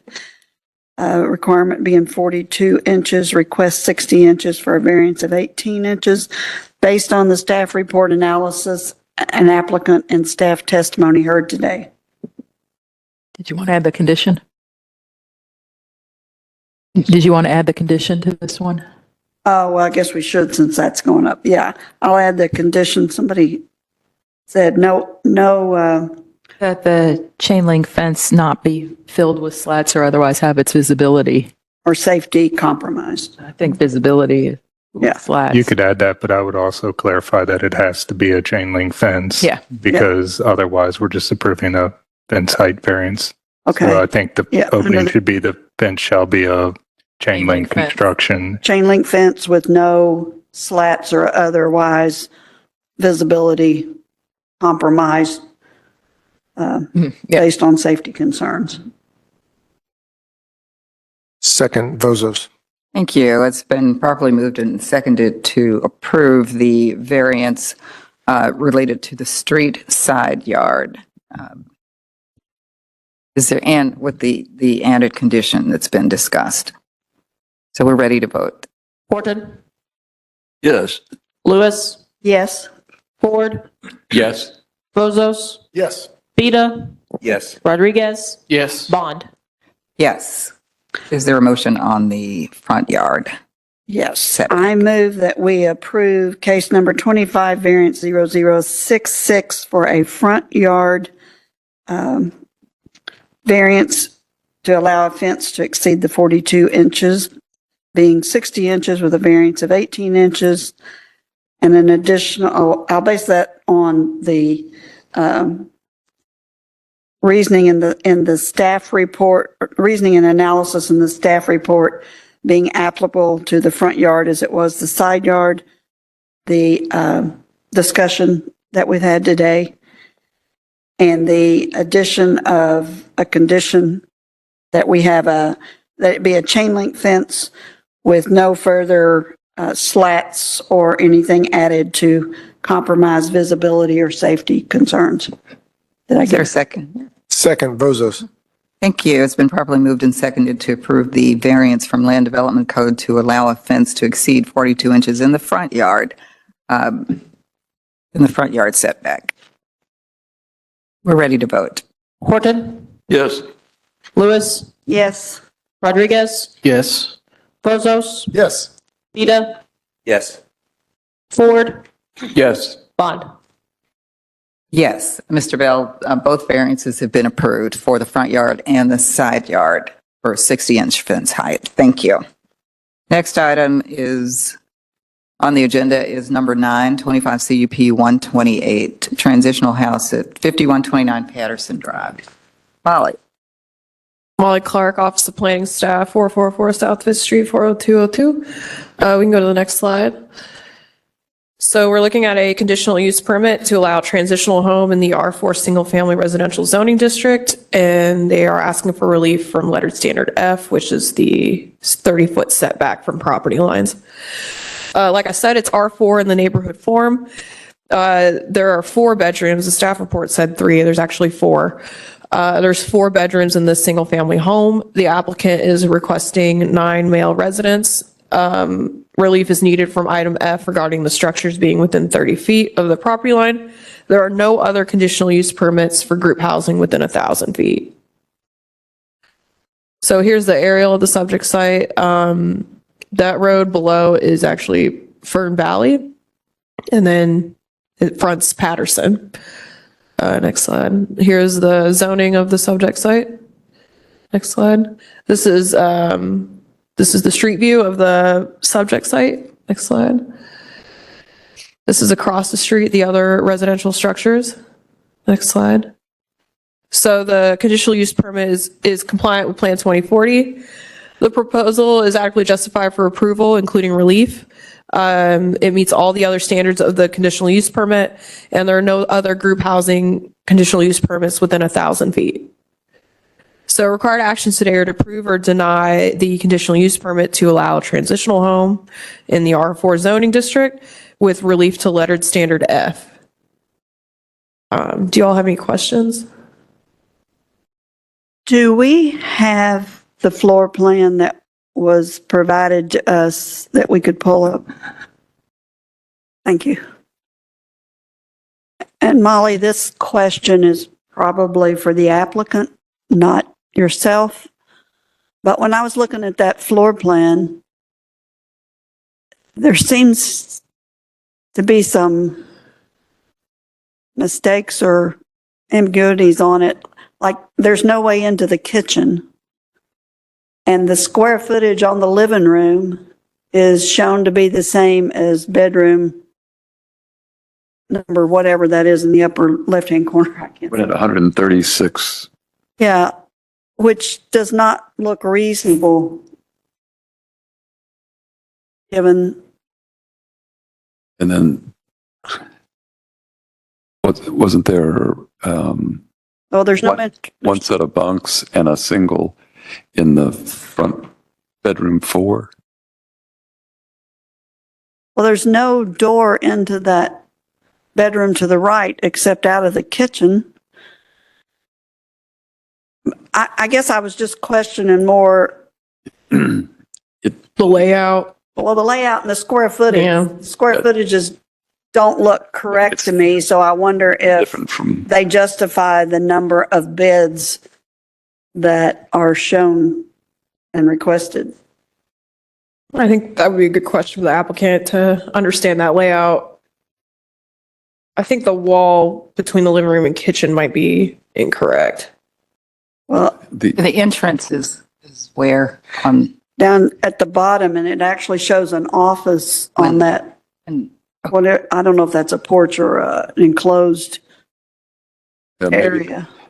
Yeah, maybe that's where the 136 square feet for the living room and that hallway includes that little office, because that's 36 feet and then 100 feet, basically, square feet. But that living room shows 99.75, and so does that bedroom number 3 in the upper left-hand corner.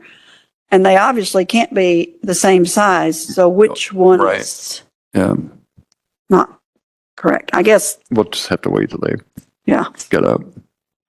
And then there is the question about the kitchen, how you get from the Right, the entrance. flow.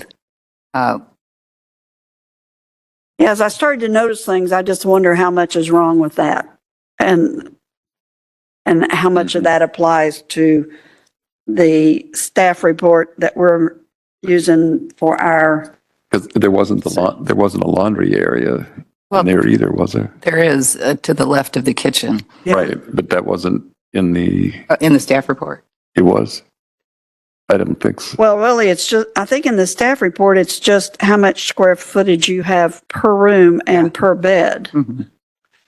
And if that living room is only 99 square feet, then that bedroom in the upper left-hand corner can't be 99 square feet. And there's 2 beds shown in it. Yeah. That, It just feels like there may be some mistakes. We just need to hear from the applicant to see what they have to say. Agree. So we will hear from the applicant on the layout. Is there anything else? Any other questions for Molly? Thank you, Molly. could be on the, Mr. Mattingly? Or Miss Spain Duncan? Who wishes to start? Are you both planning to testify? I'm going to clear up some things for you.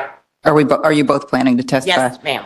All right, so I'll swear you in, both of you in. You swear the testimony you're about to give today is the truth? Yes. Okay, we're going to start with you, Miss Duncan. That's fine. All right, name and address, please. Amy Spain Duncan, 5021 Reed Avenue, REED, Louisville, Kentucky, 40214. Do you swear that the testimony? Oh, okay, that's right. That's right. We'll do it Swear you in twice. twice. Yes, yes. Please proceed. Okay, so this is a women's house. I want to say that first. This is a women's house on Patterson. I think the staff report said men. This is women. And secondly, there is obviously a door from the living room to the kitchen. We got a new app because we were trying to be fancy and make these better. In the past, we've turned in hand-drawn things, and so it didn't have, so from the living room to the kitchen, it's like an open concept. So it's a doorway about this wide from me to the end of that table that passes through. And in regards to the living room, those are not the right dimensions for that living room. The bedroom is 99.75. The living room is larger, but I do not have the correct, where we hand drawed it out and then submitted this. I don't have those things with me, but obviously the 99.7 is for the bedroom, not the living room. It's a women's. So we've been here before. We're really, so I'm with Where We Began. We are consulting in policy procedure, Joint Commission CARF, OD licensure, and OIG. With the climate in today's city life, we ended up kind of getting pulled into BOZA to help people get things correctly. We try to listen. David especially listens. So we shut down in Shively because they said not in our backyard. We were turned down in Shawnee neighborhood because they said too many in our backyard. The proposal for the houses today are in areas where they are not densely populated. The burden for the neighborhoods that we had discussed when we were here last time with the Shawnee neighborhood does not exist in this area. So we try to find places where residential treatment housing would be, like we talked about, just spreading it out around the city so that no one neighborhood seems to be carrying the responsibility of this. And it kind of, I think we've done well there. We have good rapport with all neighbors on Patterson. There were nobody that was upset with us being there. No letters were written. Nobody came to the neighborhood meeting in objection. So that seems to be a kind of a compromise with the neighborhoods as far as where these things are going and how they are run. Of course, this is affiliated with Bell Towers, which is David's currently up and running licensed credential IOP.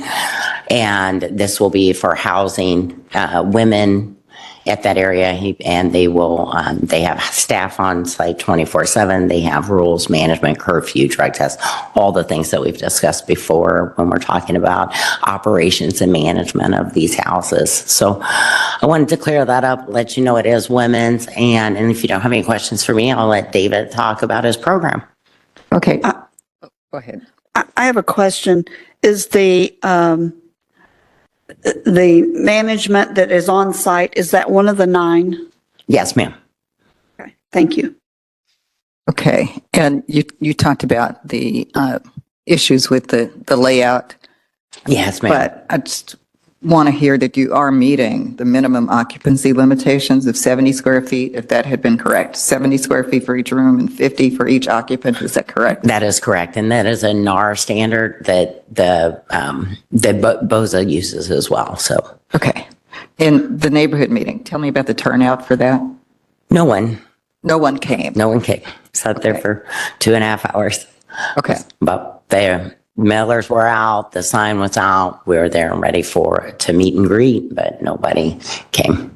Okay. All right. Okay. That's all the questions I had. Anybody else? Anything for Ms. Duncan? Thank you. Thanks. All right, Mr. Mattingly, name and address, please. Yes, my name is David Mattingly. My address is 8508 Glazer Lane, Louisville, Kentucky, 40291. What would you like to share with the board? Well, first of all, if you could pull up the drawing again, I can make sure that everyone's clear on the layout. The wall separating the kitchen and the living room. Can we pull the drawing back up, please? There we go. So the wall separating the kitchen from the living room is only a half wall. So the half to the left there shouldn't be on the drawing. So that's an open kitchen area there. The square footage on the living room is obviously low. The square footage for the kitchen, from the drawing, you can see, I suspect maybe there's a 1 or that's not on there. Maybe it's 199. But are there any questions about the layout? Can you confirm that the square footage shown for the bedrooms is correct? Because that's Yes. where the requirement is. Yes. When I start noticing errors, it makes me question whether Right. No, those are correct. And I understand, but those all look correct. So what is skewed is the living room square footage. That's obviously incorrect. And then that wall should not be there. Continuous wall should not be there. Other than that, I don't see any discrepancies.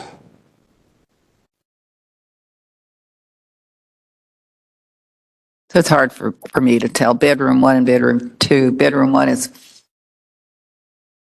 Yeah, I don't think those drawings are quite to scale.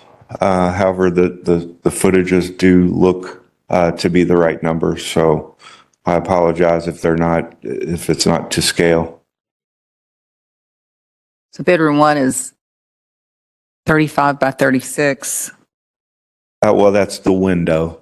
It's shown as 90 square feet, Chair, just so you know. 90, so it exceeds the 70. Yeah. According to what's written, yes. Okay. All right. Yes. Okay. And are there no closets? There are closets. So each bedroom has a closet that is, there's only one of the bedrooms that doesn't show a closet. It's actually on the adjacent wall to the living room. In the living room. So, yeah. So from the room, there's a what's not shown is a hall closet, or I'm sorry, a coat closet in the living room. And the continuation of that is a closet for that bedroom number 1. So does that make sense? As soon as you go into the living room through the office, there's a coat closet, and then that wall is the back side of the closet for the bedroom 1. That area that shows the office there, is that like an enclosed room that you come into from the outside? Yes, that's the front, that's the interior of an office space. You go through the front entrance there from the driveway or from the sidewalk.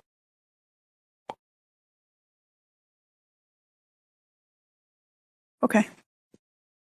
Any other questions? So 9 female residents. Yes. Will there be a manager or someone who's there?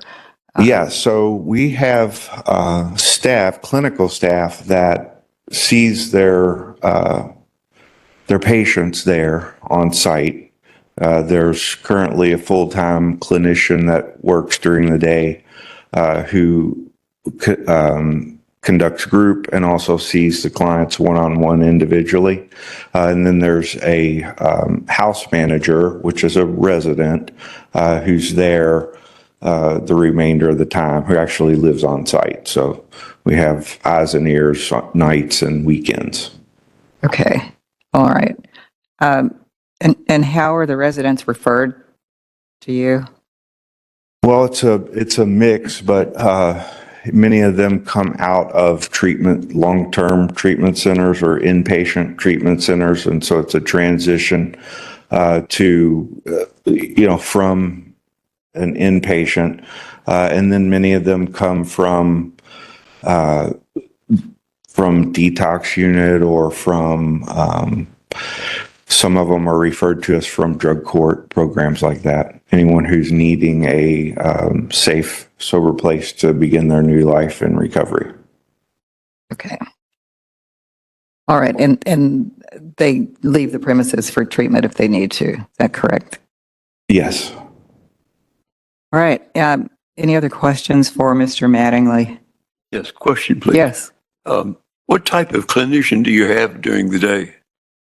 So we have a licensed drug and alcohol counselor who's CADC, who's there on site. And how does that tie in with the statement here, non-residential uses and services that are not accessory to the traditional housing shall not be carried out? What's that reply to? I'm sorry, could you repeat that for me? Well, it's on our papers here, it's listed under 4C, telling about traditional housing. It says that non-residential uses and services that are not accessory to the traditional housing will not be carried out unless permitted and so forth. I'm not sure what that is. Well, if I get what you're driving at, I guess that's why we're here asking for the conditional use permit to allow us to use this premises in this way. Is that, does that answer the question? Well, I'm not sure. This is the first time I've ever seen this question in an application like I this. think the point is that there would be no other services provided that were not directly related to the purpose of the transitional house and supporting the needs of the residents. Is that accurate? Yes, that's correct. That's a statement that's a standard of the conditional use permit. So it's a standard that you have to meet that Molly has already reviewed and said that you do. But the point of that standard, as Chair Bond was saying, is that, for instance, this is a conditional use permit for transitional housing. And an example would be, we are not looking for somebody to offer counseling services to outside clients at the house. The intent of that statement is to ensure that any non-residential type uses like counseling or other types of uses are associated with the transitional house and are not being offered to any other purpose outside of the transitional housing use. Does that make sense? Okay, that's it. Thank you. Okay. Well, we don't have outside folks coming in and seeing the counselor there. She only sees the women who are there at that house. So there is some state guidance in the offing that's probably going to eliminate that for us, where we won't be even able to hold a small group there at the house. So I don't know if any of you are familiar with that or if it even has any bearing on it, but at some point we'll likely have to take them to a different location to do small group. So when that comes to us, we'll comply with the state's guidance on that. So parking, the likelihood is that most of the residents would not have private transportation, correct? Yeah, there are bus routes nearby. Usually they don't have a car, some of them do. There is parking if you count the driveway, there's parking for 6 vehicles.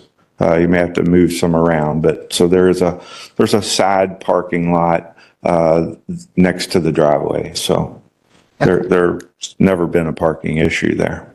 Okay. All right. Any other questions for Mr. Mattingly?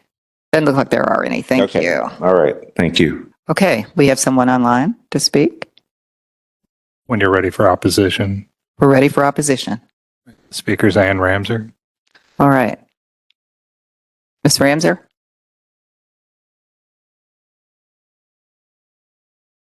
Okay, I'm unmuted. Yes. All right. And if you're able to turn on your camera, please do. Sorry, I cannot. Name and address, please. Ann Ramser, P.O. Box 14243, Louisville, Kentucky 40214. Ms. Ramser, do you swear that the testimony you're about to give is the truth? I do. Please proceed. Thank you. I'm glad I'm allowed to speak today. I appreciate that. I also want to say I really appreciate the fact that they're going in other areas of town. As I've said before, I think District 5 has way more than its share.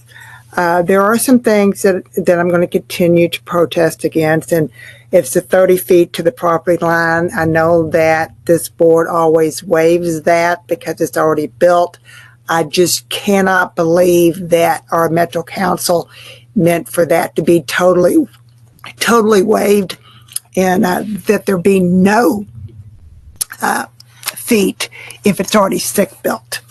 I just want to know if they're currently licensed under LMCO Chapter 115.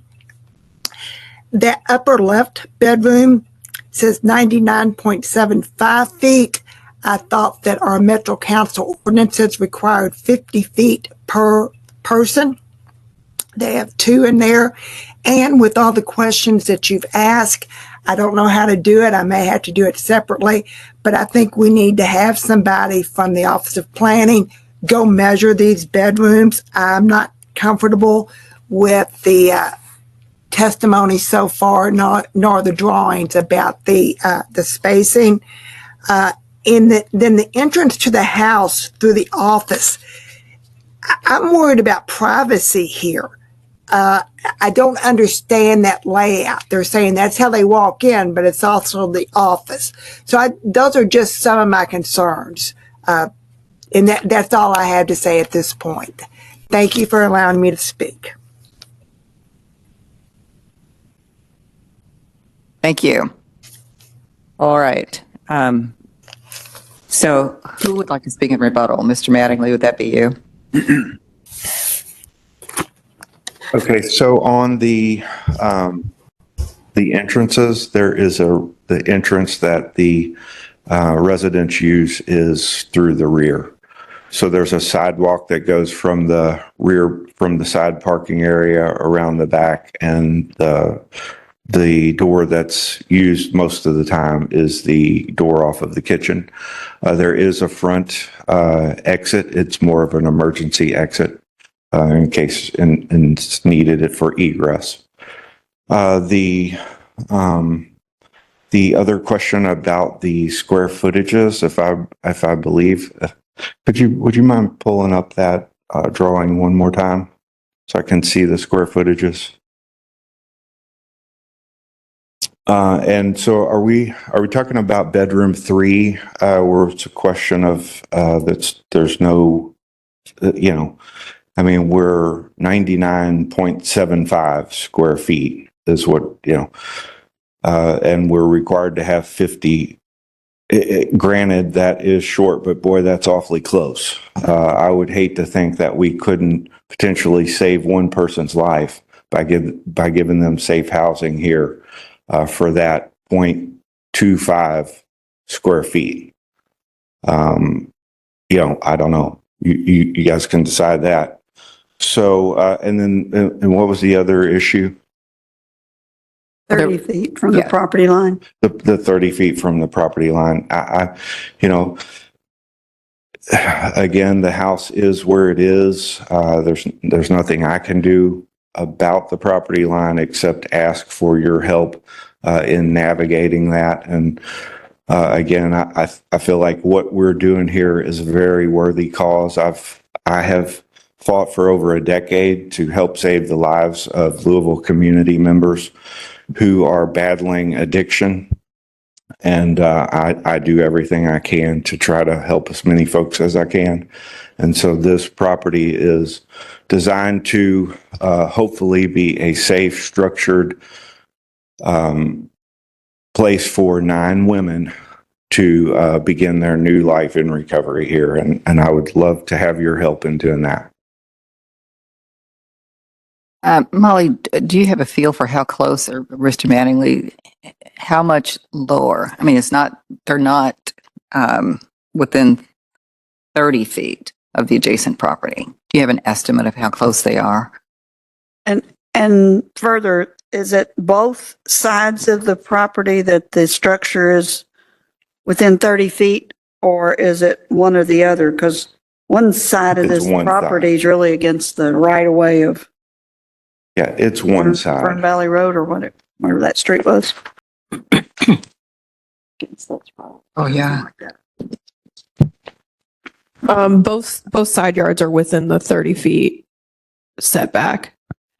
So one is right on the property line, the one closest to Fern Valley.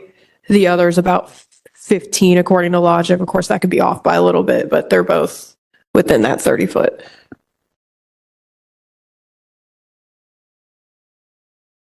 And to clarify, the standard says to a property line. So that would be every single property line would have to be considered. So that's 30 feet from each side, everywhere there's a property line from the building. Each side, from the front structure. and the back, anywhere there's a property line. And that requirement goes with the conditional use permit. The house is in and of itself is not in violation of anything. No, correct? that's correct. Yeah, it's built to the correct standards for the land development code, most likely. I mean, we'd have to measure it on a survey and know for sure, but it's an existing condition. And so it doesn't meet necessarily that standard of the conditional use permit, but likely meets the standards of the land development code. So it might be bedroom number 3. I think that was the one that was 99.75 square feet. Does the fact that it is under 100 for 2 occupants, does that affect the ability to get a license? I double checked with Amanda Jesse in construction review. We discussed how it was 99.75. She said that it can still get permitted for two occupants. Okay, thank But you. I talked to staff about this previously, and while we could agree it's okay, that doesn't necessarily mean it's getting licensed. That's 2 different things, right? Yeah, but with Molly, I did not know that when we spoke. Amanda Jesse works with codes and regulations. Ultimately, their director is the one that interprets and enforces Chapter 156, which is where those square footage requirements come from. So that means that they're going to likely be okay with it. But at the end of the day, whatever we approve, whatever they approve, it's going to be the more restrictive that applies. So if we allow more of an occupancy, but they're not okay with that number, it's going to be the more restrictive number and vice versa. So it seemed close enough. Well, I think, I mean, I'm comfortable with it. It literally is just a few inches. Well, and it Yeah. depends how they calculate it. You know, if you just round it to the highest whole number, it's 100. If you take it to, 1 digit, it's still going to end up at 100. It's when you take it to 2 that you end up with, you take it out. It's how far out are you taking the decimals? The worst thing that's going to happen is they're only going to get a license for 8, not 9, right? Right. I mean, Or code or construction will only approve them for 8. yeah. It's not like the whole thing goes down the tubes because of that. So, I mean, I'm comfortable with it, but if they And it's subject overrule to us, that additional level of review Yeah. once we make our decision. Okay. we're not given the license. All right. There was a question about licenses, and you mentioned that earlier. Could you just repeat the licenses that y'all hold? Whatnot? Yeah, so Bell Tower provides the clinical services for the residents there. And we're a state licensed alcohol and drug treatment entity. So currently we're an outpatient. Our model is outpatient services coupled with safe housing. We do have plans to acquire another license, which is a residential level of care, so that we can have folks at one facility 24/7 for a number of weeks or months, to address the addiction on a longer term scale. So, but the best we can do right now is that model of outpatient and safe housing, which is effective. You had indicated there was, or maybe she indicated there had been no complaints. Nobody showed up for the neighborhood meeting. Are you No. currently using this as a transitional home Yes. with or without a license? I guess I'm a little confused where we're at in this process. Well, so we have occupants now and we're seeking a license and a permit. How many occupants do you have now? There are 8. And that's allowable over 3? It is not. Most of these transitional housing conditional use permits come to us through enforcement. And that is the case for this one. Okay. So I'm not aware of any enforcement on this. I have a number of these properties that I'm wanting to bring into compliance. So we began this process about 2 years ago of getting the houses permitted, licensed and that. And so this is just now made it this far with you guys. But yeah, we're currently housing folks there. So to clarify, there has been past enforcement, not over transitional on this property, but there is no active case for unlawful transitional housing on this property at this time. But they're not in compliance. Correct. It hasn't been approved, so. I'm sorry. I'm just saying the conditional use permit hasn't been approved. So if there is operation happening, then it's not in compliance. Oh, and technically, even if the conditional use permit is approved today, they're still not technically in compliance because part of it is getting all Getting the the license. licenses and changing use for the building and all the rest of it. There's more steps than just this one before they're truly in And this compliance. is step one. Yes, yes. Yeah. But it's not the only step. Understood. Well, and I, beg your forgiveness for that. We are where we are. I'm trying to bring it into compliance to make sure that we can continue to help folks here. So I take full responsibility for it being operating without all of the compliance pieces. A lot of those I'm in the process of figuring out and navigating too. So. How many more do you have to Well, get started so after we've recently closed down 3 properties because the new 1,000-foot rule and the new enforcement that's going on. So we currently have 4 that are operating. that you So anticipate? two of those we're meeting today about. So we have another conditional use permit application that we're going to meet about today. And we have the other 2 applications applied for. So I actually don't think we have to have a conditional use permit on the other 2. However, we're seeking that so that we can be in complete compliance with you guys. And then also it'll allow us to raise the number of beds that we can have at especially one of the locations.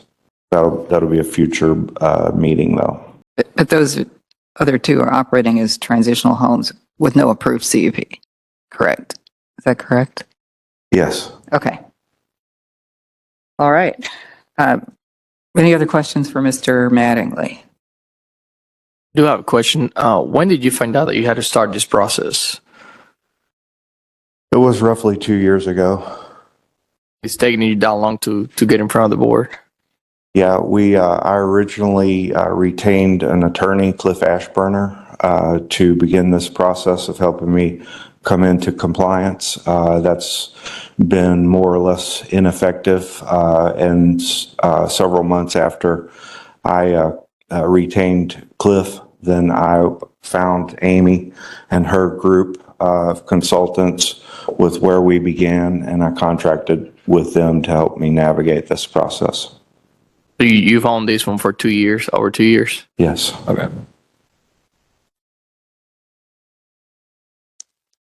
Other questions?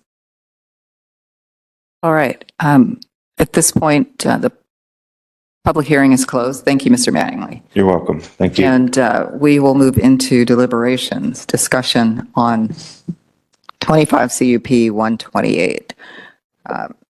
So you've had an opportunity to review the staff report, hear staff testimony, hear testimony both in support and opposition to the transitional home. And lastly, 2 corrections. We know that there are corrections that need to be made to the floor plan, the dimensions on the floor plan. And what I'm hearing is that the board will make a decision today, but that decision is not the final decision on the CUP. There is a licensing requirement related to that 100 square feet per room. And I would clarify, I mean, it's the final decision on the CUP itself, but the CUP is not the final step in being able to legally operate a transitional housing. And so at some later step, they may disagree and say it's only 8. Okay. Okay.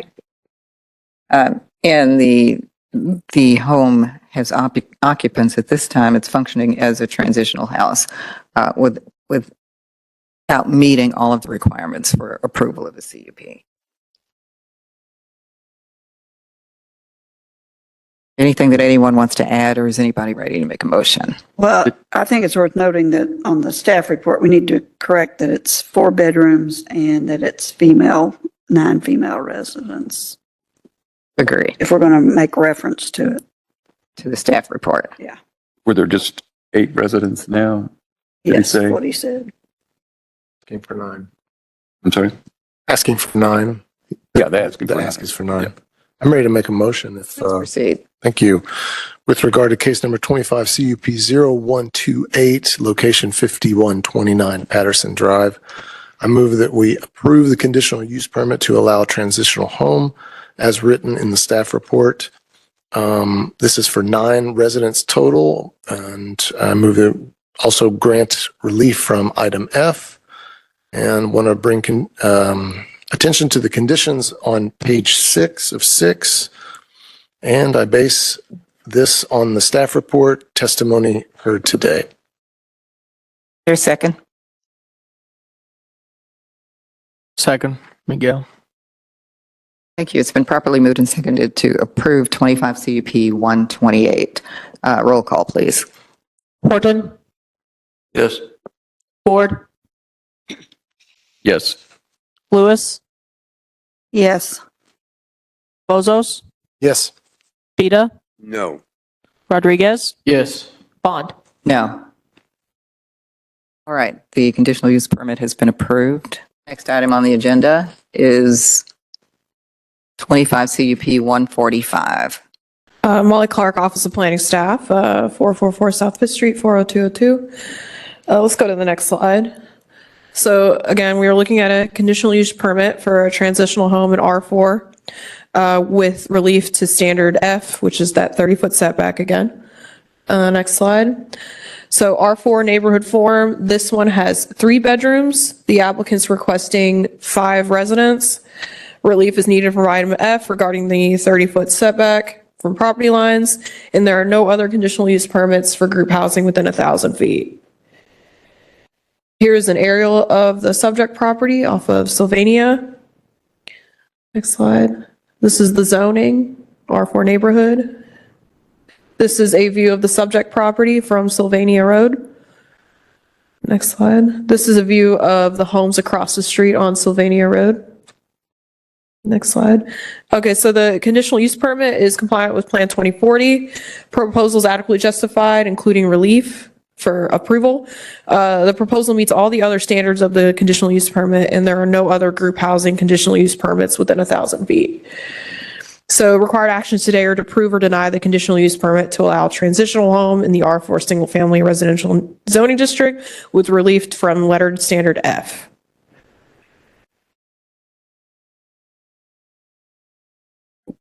Bill, have any questions? Can you go back to the, I'm sorry. Can you go back to the aerial photograph? Just want to, I'm not sure which one it is on our.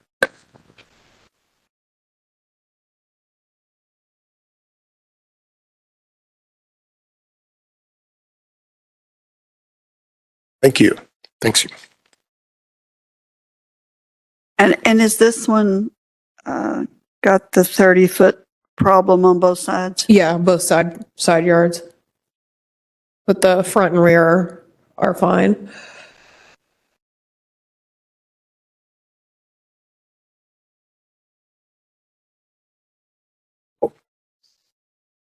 Ms. Duncan?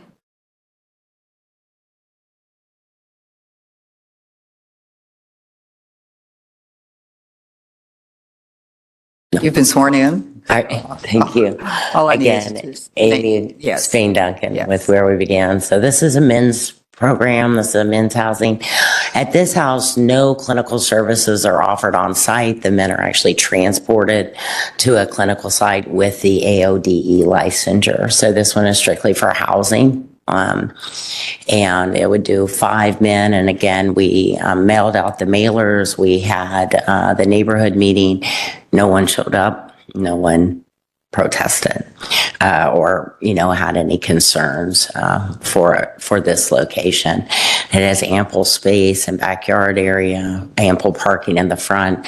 Like the women, a lot of these men do not have cars when they show up, but there is parking that basically the entire front area is almost kind of like a parking lot. There's 3 to 4 spaces there.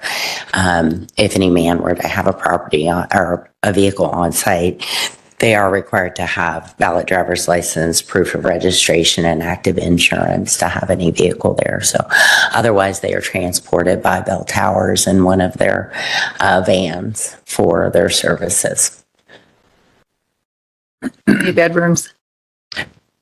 This one's three bedrooms, 2 baths. And it's, All right, so the staff report says 4, but they're 3. 3, okay. And is one of these 5 residents the manager? of the house? Yes, ma'am. As in every every setting like this, you have to have a kind of a senior lead that checks for curfew and rule modification and making sure things are done correctly. Okay, and this one is also currently functioning as a transitional Yes, home? ma'am. With 5. So beyond, after this, I know we talked a lot about next steps. After this, we start on the 3rd floor, we go down to the 1st floor, and that's where the transitional housing licenses are issued. But a lot of times they want to know, do we have our OD? Do we have our conditional use permit? Have we been to all the places before we get to them? So that's kind of delayed some of the getting caught up with everything and getting within regulation and compliance with the city. He's obviously in compliance with the state and his OD and his licensure on that end. We're just kind of trying to get caught up and in licensure and in compliance with Metro Standard. Okay, anything else for Ms. Duncan? Board. Thank you, ma'am. Thank you. Mr. Mattingly, Yes. just name and address. David Mattingly, 8508 Glazer Lane, Louisville, Kentucky, 40291. All right, please proceed with your testimony. Well, so again, I'm asking for your help to allow us to continue helping folks in early recovery.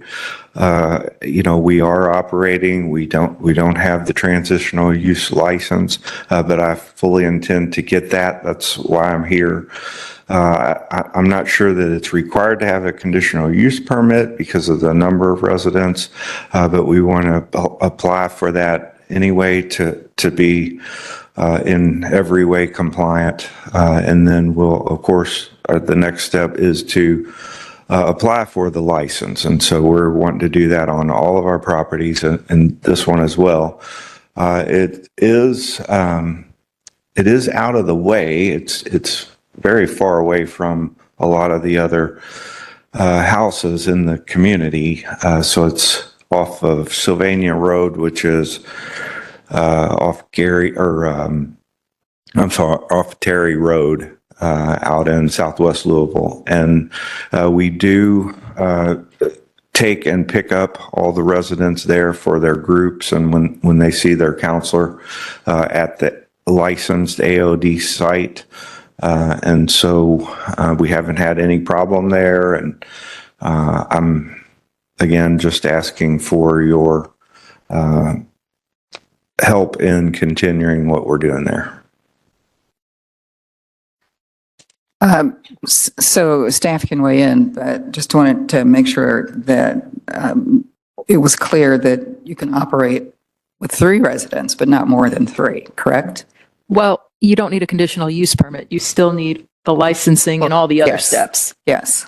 But for 3, they would not need the conditional use permit aspect of it. Well, and I have heard that it's a different number, but I get I'll accept the final number is 3. But that's not why we have more than 3 people there. So for folks in early addiction, it's real problematic to isolate, to be by yourself. So if we had only 3 people in this house, there would be way too much opportunity for one of those folks to be by themselves a lot. So I wouldn't operate a house with 3 just because it would be dangerous. So if you have, say there are 3 beds there and 1 is empty, so you have 2 men who are 30 days sober or 60 days sober, and one's at work and the other doesn't have a job. You have somebody that's there by themselves for an extended period of time. So I don't recommend that at all. That's one of the reasons. The numbers help having a structured group out home. But we are at 5 there, so I just want to do whatever we need to be in compliance with that number for that square footage home.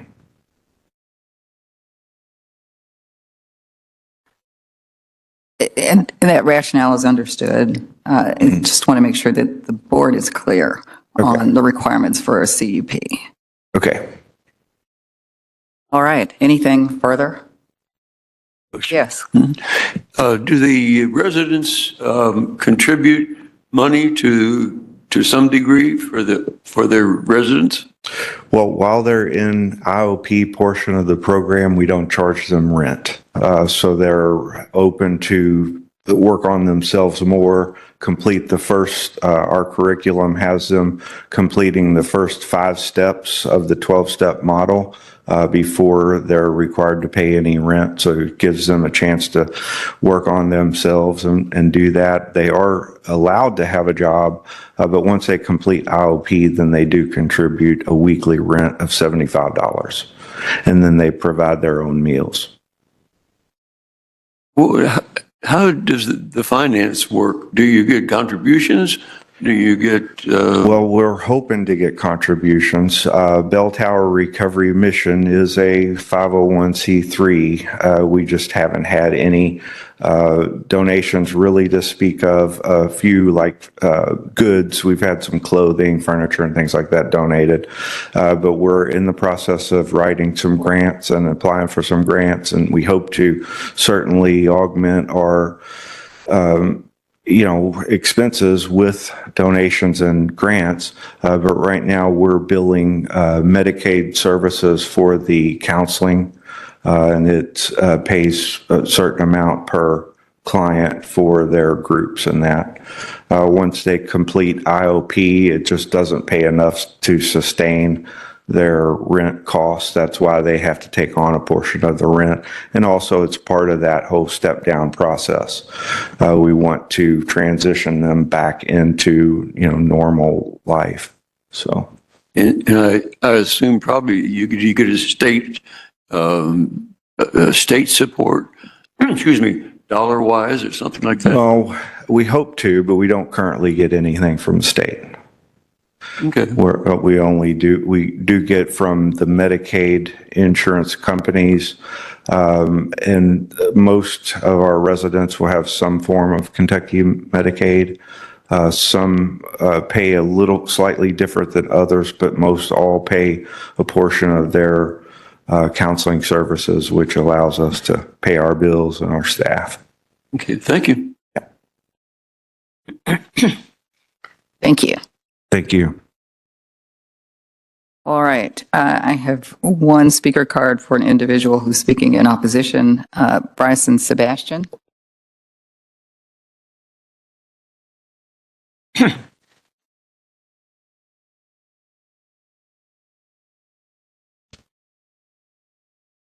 Bryson Sebastian, District 12 Legislative Assistant for Councilman Jonathan Joseph. I didn't fill out a card for the councilman because I wasn't sure if he would make it or not. I'm sorry. Councilman Jonathan Joseph, Metro Council, District 12. I didn't fill out a card for him because he was at school. I wasn't sure if he would get here or not. Do I need to fill a card out for him now? If he wants to speak, he'll be able to speak, and then he can fill out a card before he leaves. Okay.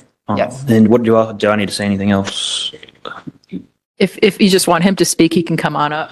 Okay. I've been at school all day. He's more prepared if that's all right. If he can give the notes and then I'll answer anything if I need to. If that's okay. That's okay. Fine. Did you give name and address? Bryson Sebastian, District 12 Legislative Assistant, 601 West Jefferson Street, 40202. All right. Do you swear the testimony you're about to give today is the truth? I do. Please proceed. So with all due respect to Bell Tower Recovery, I don't think any of the residents showed up to the neighborhood meeting, but we've received multiple residents in the Sylvania neighborhood who have reached out to us and reached out to Councilman Joseph in opposition to this conditional use permit. This is an area that we're trying to invest in currently. It's not one of the better neighborhoods in our district. It's one of the lower income regions in our district. There's a park nearby that we're currently trying to pour money into. It hasn't been invested in since the 70s. And when we actually recently did a report on the park, the highest use period at the park is midnight to 4 a.m. This is a neighborhood that's not well lit. It's not well patrolled by LMPD particularly. And for a number of other reasons, I don't think it bodes well for the residents at the transitional home or for the other residents in the neighborhood. I think Councilman Joseph also has, if you all have any questions, I think he has more info that he would like to provide, but just for a number of different reasons, I don't think this location is optimal for this type of conditional use permit.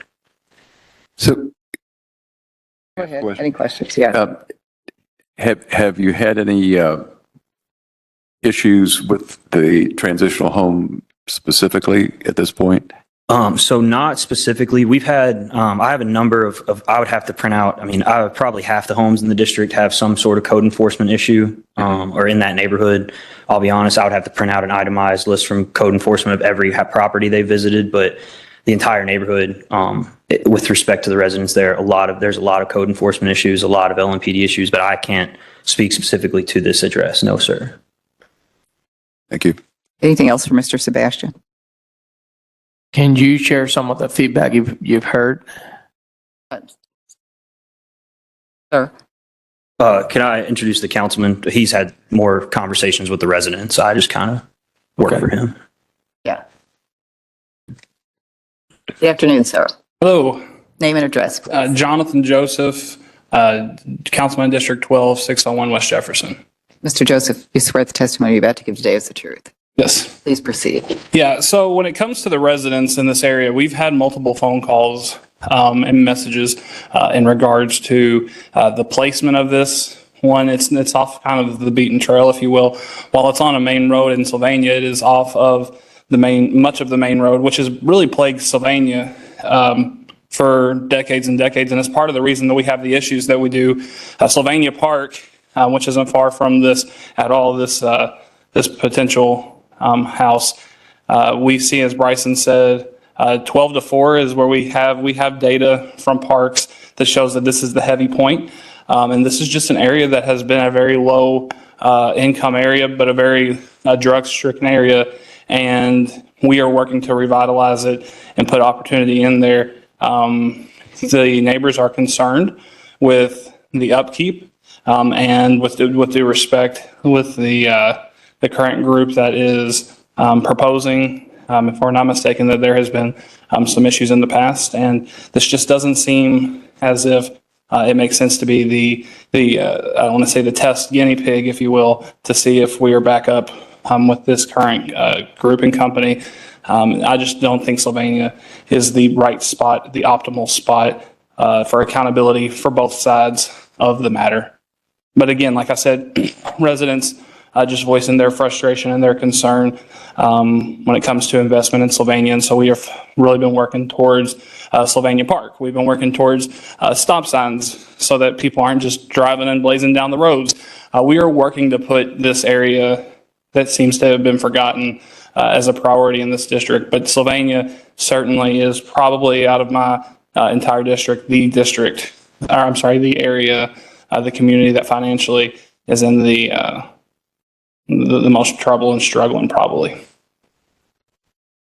And I felt it necessary enough to be here. I'm a school teacher by day at Butler, and so I wanted to rush over here to try to speak out for this area, and just again saying that this may not be the best optimal spot for a transitional house.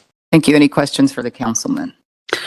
No, but I do have one question about where the park is, but I wanted to point out that, what's before us is a conditional use permit for 5 people in this transitional home. If it was 3 people, he could have his transitional home and he would not be before us. So just keep that in mind. I mean, you may still get complaints if he runs a transitional home that doesn't require CUP. And with all respect, I understand that the 3 and now this being the 5 and what he can do. But when I'm responsible for what is in front of me, when I do have the opportunity to speak on behalf of my district, I can't just idly say that I'm okay with it, even if they do bring it down a couple and I have no say.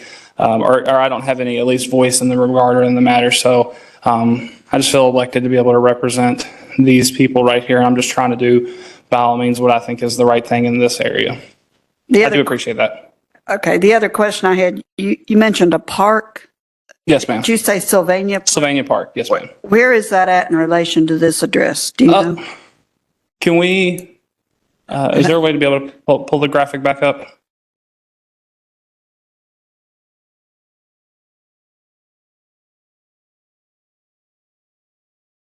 Sylvania Park is right on Sylvania. Right, you can see right there. It's For the baseball diamond. that baseball field-ish. So there's a community center that was there that has been taken down. But the reason that we have seen such issue with Sylvania Park is if you look right where the park is, the entrance, you've got to drive right there. You got to drive that entire road to get back to the park, and it's a hidden entrance. We're working towards the road at Bryson. What's that road? That's Rebecca Lane. We're looking at making an entrance to be able to go there because it is just so hidden, and that's where we have seen the issues with that have really just plagued the Sylvania area. We're looking at doing things with that park in regards to security. We've gotten $200,000 secured in the budget just to be able to start with phase one of this. The state is wanting to do some work with the Mill Creek Greenway that's also right behind, kind of in that wooded area that'll stretch all the way down to Valley Station Road. So this is just an area financially that is one of the priorities for District 12, certainly. And so, yeah. And did you say that activity in that park was heaviest midnight to 4 a.m.? Yes, ma'am. So people that are certainly smarter than I am with the digital footprint and cookies and whatnot that your phones ping off of when you travel in certain spots within the parks department have given us data that has showed that the phones basically what we were told, what we were taught. I didn't know it certainly. Oh, you want to speak on that? Yeah. Okay. So we've had issues with the electricity in the park for about a year and a half now. The main power line to the park, all the copper wire was stolen out of the transformer. So there's no energy to the park, no lights. So that's where we get that midnight to 4 a.m. being the busiest time of use for the park. Obviously we can't state exactly what's happening, but you can connect the dots on an unlit park in a high crime area that has the highest traffic from midnight to 4 a.m. That's what's going on there. Well, and the way that we know that is happening is that what Parks has told us is when you sign up with your credit card, with different organizations, a lot of times what you're doing is you're literally checking that box that none of us read or whatnot that says that they can have opportunity to be able to at least track where that card per se is. They know based on information that you have checked for a long time that you are in certain areas per se. They don't know who it is, but they know that there is in and out in regards to the traffic. And so we've seen the data points for all three of our parks in the area, Riverview Park being down the road, and it is substantially different in regards to the time of day where people are coming in and out of the park. And like Bryson said, it's a park that doesn't have any lights, but ironically the traffic flow from those that had presented to us was the busiest at 12 to 4 a.m. Anything else? Okay, thank you. Thank you. Madam Chair, when you're ready, we have one online speaker as well. Okay, in opposition? Yes. All right. Yeah, if you bring that person to the podium.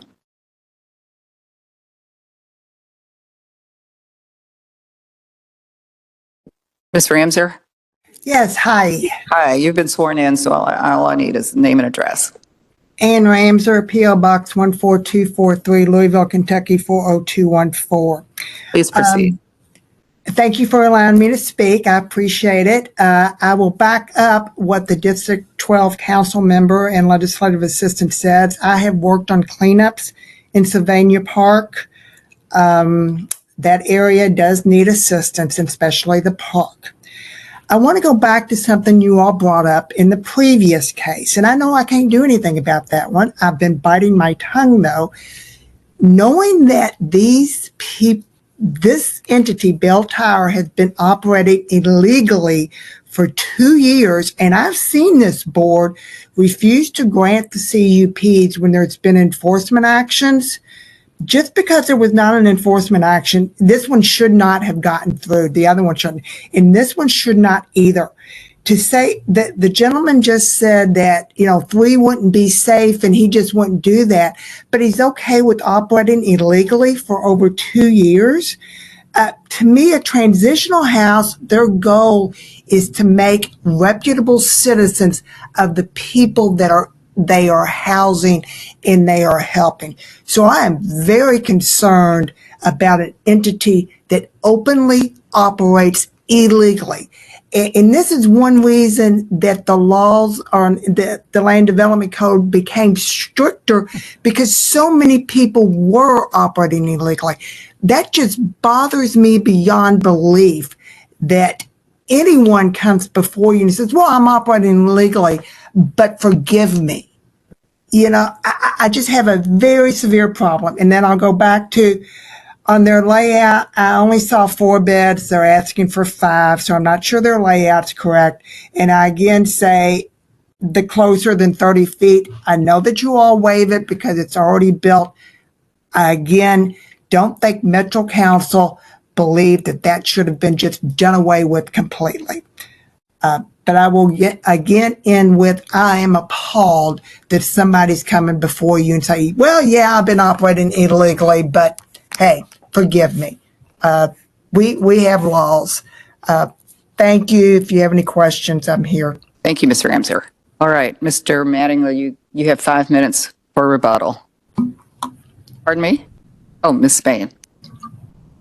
Amy, Spain again.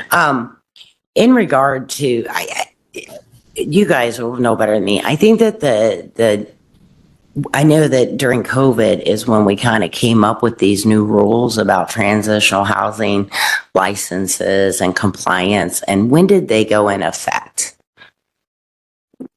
Well, during COVID and shortly after, when I think 2021, we adopted changes, but the license requirement's been in place for transitional and boarding homes since at least 2016 under a previous requirement. It's just some issues where the Department of Codes and Regulations weren't accepting new applications for a while because they didn't have a system in place to review them, and there were some code conflicts that they felt made it hard for them to review, but the requirement's been in code since at least 2016. So thank you for that. In our community, in the recovery community, and I know you guys are getting people every month rushing in here trying to figure this out and get these licenses.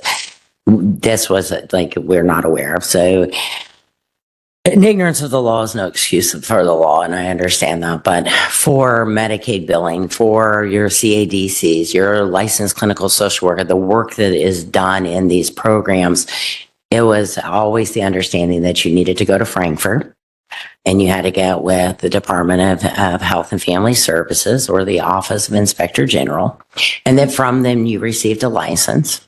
They come, they inspect your area. They look at your properties. You assume they're looking. That means they know what you're supposed to have or not have. And then they would issue you either a BHSO licensure or an AODE licensure. So when the enforcement, like we were talking about, so this COVID, and all of a sudden this kind of comes to the forefront. And then people are kind of scrambling to say, how do I get my pre-existing business that I've been operating, doing well with no complaints, billing Medicaid, hiring people, restoring lives, in compliance with local ordinance and regulation. And so unfortunately, I know bell tower is not the only guy you see, because you guys, I've been here, watch them come up and come down. So that is true, but there has been an effort made for people to come into compliance. And even while this is just as important as every other compliance, and it's why I stay in business, is trying to get people in compliance with other things. He's not out of compliance across the board. He is not fraudulent. These are some of the things where you got to kind of step back and go, okay, I skipped a step. I didn't do something correctly. How do I get in compliance here and there with that? A lot of the pushback that we see is obviously the not in my backyard, the NYBO groups, which I get. But we have to be able to exist somewhere. And if we're following the oversight and regulations of Metro, We're following the regulations and oversight of state. We are following the regulations and oversight of federal law, which includes the National Association of Recovery Residency, KARF, CARF, and Joint Commission. Like, these things are actually regulated across the board. So every attempt is to get into compliance to run effectively. Thank you. So I wanted to offer something in rebuttal to Councilman Joseph. We are looking for volunteering opportunities. So first of all, I understand that the Sylvania Park is a troubled spot, especially late at night. That's not going to be our residents. I mean, they have a 11 p.m. curfew. But I do understand that the neighborhood needs help and needs its members to work to make it better. And so I would like to offer my phone number and my contact information to the councilman to help me link my folks in my program with volunteer opportunities in and around Sylvania Park because they want to give back and they need to give back as a part of their programming when folks get sober and realize that they've been taking and harming. They feel the need to pay it back. And a lot of sponsors of my folks call it service work, okay? They encourage their sponsees to do service work. Well, we want to help them volunteer and do service work. So I'd like to make that offer formally. Thank you very much. Appreciate it. Thank you. Can I ask him a question? Mr. Mattingly? I have a question. When you're looking for a location for one of these homes, do you consider the environment that you may actually be placing this home in? I mean, the councilman described that this is a high crime area that needs some help, reform, whatever. Do you consider that when you're looking for a location that you're going to put these recovering? I do. I've owned that particular house for many years and we've not had any crime. I know that general area has some trouble with it, but as far as where we're at on the location, we've never had any incidents, never had the police involved, never had them called.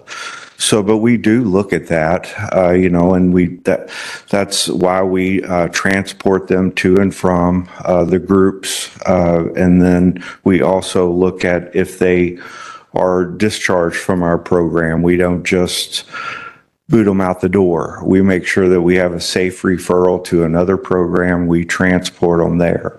And so I've never felt that property would endanger my residents in any way. If I would, I would not do that. Thank you. Thank you. Okay. We've heard from support and opposition. Public hearing is closed. We are in deliberations on 25 CUP 0145 for a transitional home on Sylvania Road. Members, what are your thoughts?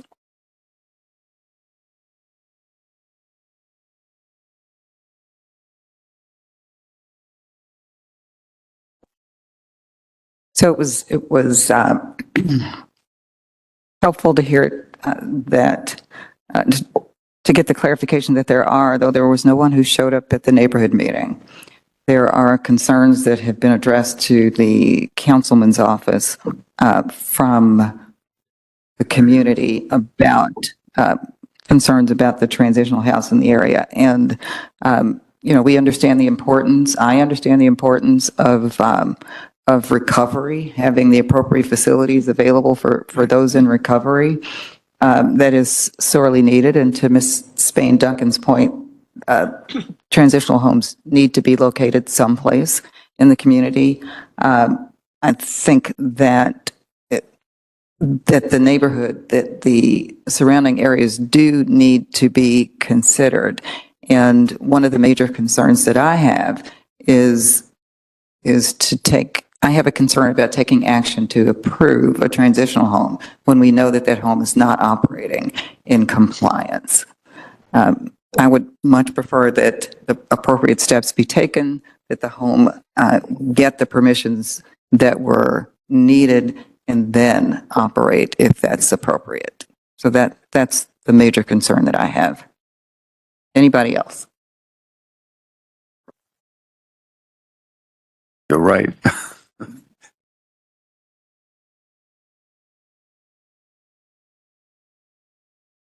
Member Lewis.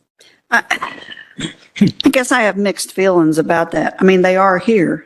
There's a lot of them that aren't even trying, and I'm sure they're getting cited. He did testify he's closed down 3 locations. I don't know if that's ones we did not approve or what brought that on.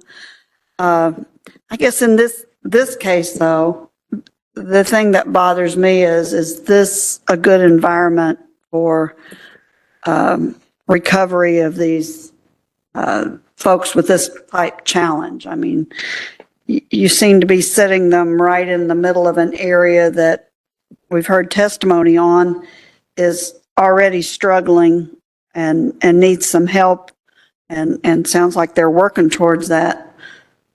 But is that a challenge that a group that's in this type of recovery just doesn't need to be in? I guess is what I'm struggling with. To your point, I guess I'm just blown away that all these do operate without the appropriate license and everything else. I'm waiting for somebody to come in and say, I've been operating with 3 people, which doesn't require CUP. I've got all my license. It's been successful. I'd now like to expand this to 5 or 9 or whatever. That's not happened yet. I mean, they're doing what they want to do, and then I guess as they get caught, they come in here. But I struggle with whether to penalize the ones that come in versus, I'm sure there's still plenty out there that aren't even trying. But in this case, I'm more concerned with just the environment that we would locate this home in. Is this the best place for it? Other thoughts? I had a question for Member Horton. You being the former psychotherapist and working in this field, what's your opinion of the Bell Tower, program and whatnot? Do you approve of their methods and? Are you talking to me? Oh, Member Horton. What's going to say? I'm uncomfortable with a lot of these transitional homes. I like what you said about the 3 coming in with all their license, with everything. I know that the more clients you have, the more money you make, the more the clients, I know they're state and insurance funded if they have insurance. I know there's a lot of money to be made in these, that they do an awfully lot of good. The ones that are run well are very, very important. We had one back, I think about 2 meetings ago that probably was the best one I'd ever seen. The application and what they've got planned, it was perfect, and it was a large one. I'm uncomfortable with this one for a lot of reasons. Okay. Thank you. I'll just add, I understand everyone's concerns with, drugs in the area and whatnot. And, I'm trying to think about it, and it makes me uncomfortable too. I'm just kind of thinking out loud, but there are drugs everywhere, and there are drug problems everywhere. In my neighborhood specifically, I live off of Ashland Avenue in the South End, and there's 2 of these transitional homes in my area, and there's a ton of drug problems in my area within a block or 2 of those transitional homes. And it's just like, on the one side, these people are looking for help. They want to heal. They want to get better. They want to contribute. They want to volunteer in society and whatnot and help out.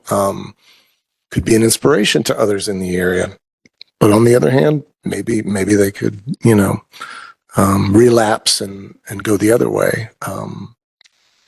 I just, it just begs the question, where do we put these institutions? Where is appropriate?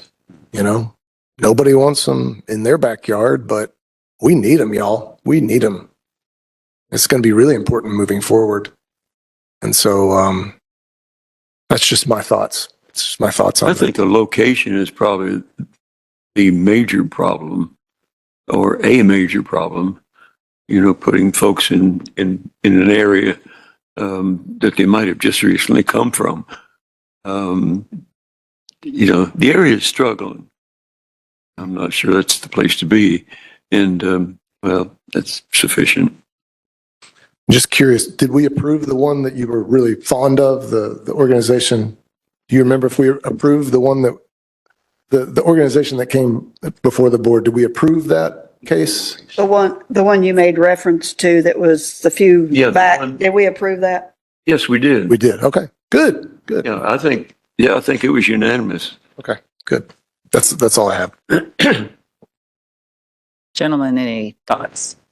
Anything that you would like the board to consider? I'm agreeing with Ms. Lewis's on, if you're breaking the law, so to speak, by running it with 5 people, why don't you, continue running it with 3, stay within the guidelines, and then come in front of the board and try to get approved to have more people in there. I think that's, that's what should be done on some of these houses. Mr. Beta, anything to add? Okay, all right. I think everybody's had an opportunity to weigh in. If not, let me know. Well, and I just want to add, I think there's been several concerns expressed with this proposal. So if you move to approve, you can rely on the staff report. If you move to deny, you're going to need to make findings, separate from the staff report. Now, what we've talked about sometimes is standard of review 2 with the compatibility and can it be compatible as operated. And then we've also talked a little bit about E, which talks about 4E, which really talks about it's going to meet all these various requirements of federal, state, and local laws. And here it's not meeting it. And even if we were to approve it today, it won't meet it for a while until it gets all those other approvals. So, those are things you could be thinking about is, both a compatibility with the neighborhood because it's not necessarily being operated in compliance right now, and that you have concerns about the neighborhood in conjunction with these residents in particular. So those are just some things to think about, but listening to this discussion, it sounds like there's concerns, and so I wanted to talk through your options. All right, that's helpful. Thank you. And you can make additional findings. I'm just trying to synthesize based on what I'm hearing in the discussion. All right. Is anyone ready to make a motion? Do we need more discussion? Waiting on a motion. All right. So we do need to take action on this.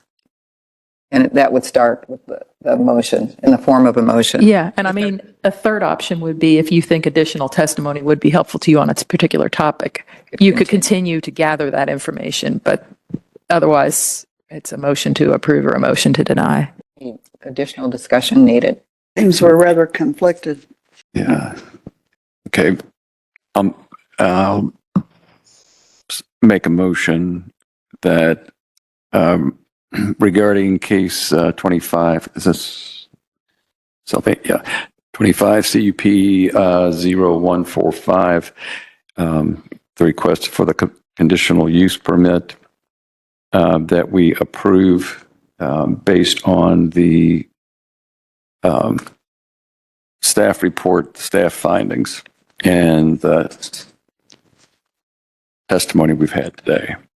There's second. Second, Rodriguez. Thank you. It's been properly moved and seconded to approve 25 CUP 145. Roll call, please. Horton, No. Ford, No. Yes. Yes. Yeah, I guess I did. Lewis, No. Vozos, Yes. Vida, No. Rodriguez, Yes. Bond. No. Where are we? So the motion fails. There were 4 no votes and 3 yes votes, so we'll need another motion, and sounds like based on this vote, it's a motion to deny. Your follow-up motion. You're off the hook. You made your motion. I'm sorry? You're off the hook. You made your motion.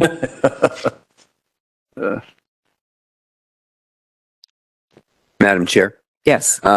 regarding case number 25 CUP 0145, the Sylvania Road Transition Home, request for a conditional use permit to allow transitional home in the R4 Single Family Residential Zoning District with relief from lettered standard F, LDC 4.2.55.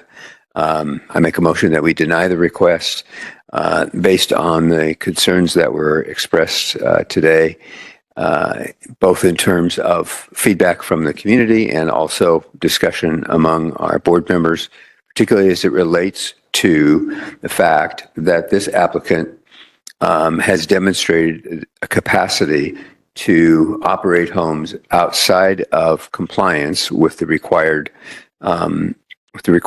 requirements of land development code and city code, and that will continue to send the signal that seeking relief from in this manner after the fact is acceptable. And I believe we want to send a different signal that says you need to get all of the procedures and all of the approvals sequentially in the right order, because among other things, these transition homes are very controversial, and we've seen that there are some entities that know how to do it correctly, and there are others that continue to struggle with figuring out sequence and compliance issues. On that basis, And did you want to add that because of all that, you think they're not in compliance with Standard 2 and 4E?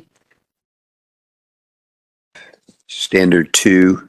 It's the compatibility, and 4E, which is that they'll operate with the various laws, in compliance with the various laws. Yeah, so we could be specific and say that the proposal is not compatible with Standard 2, or what was the other one? 4E, the transition housing shall meet the health, sanitation, structural, and property maintenance, fire, and life safety requirements of any currently applicable federal, state, and local laws. Can I ask for a clarification? I think you said it, but standard 2 is because it's not compatible with the general character of the area, as we discussed. Partly because it's being operated out of compliance. You know, we've had that before where sometimes we've made a finding that if you were operating in compliance with the law, maybe it could be compatible, but because you have a history of operating outside, it's not compatible. I guess what I was looking for, though, is what the councilman testified with the general challenges of the area that they're trying to clean up. I guess I was reading that into the. And that could be a separate finding, you know, if he wanted to include that in his motion. The compatibility of the neighborhood with the residents. Actually, I'm not, and I'll tell you the reason why, because I think we've heard no expert testimony that says the success of these homes in an area that's high crime versus one that's medium crime versus one that's low crime, that there's some correlation there. So we're just making assumptions, or we're creating anecdotal evidence. But no, I think that was a worthy discussion, but it was not convincing to me. I don't think we haven't used that as a stepping stone to deny other applications. Please. Is there a second? Yes. You Second, I did. Forward. All right. We're ready to vote. Horton, Yes. Lewis, Yes. Ford, Yes. Rodriguez, Yes. Vida, Yes. Vozos, No. Bond. Yes. CUP has been denied. All right. That was the last item on the agenda for today. Is there a motion to adjourn? We are adjourned. Thank you.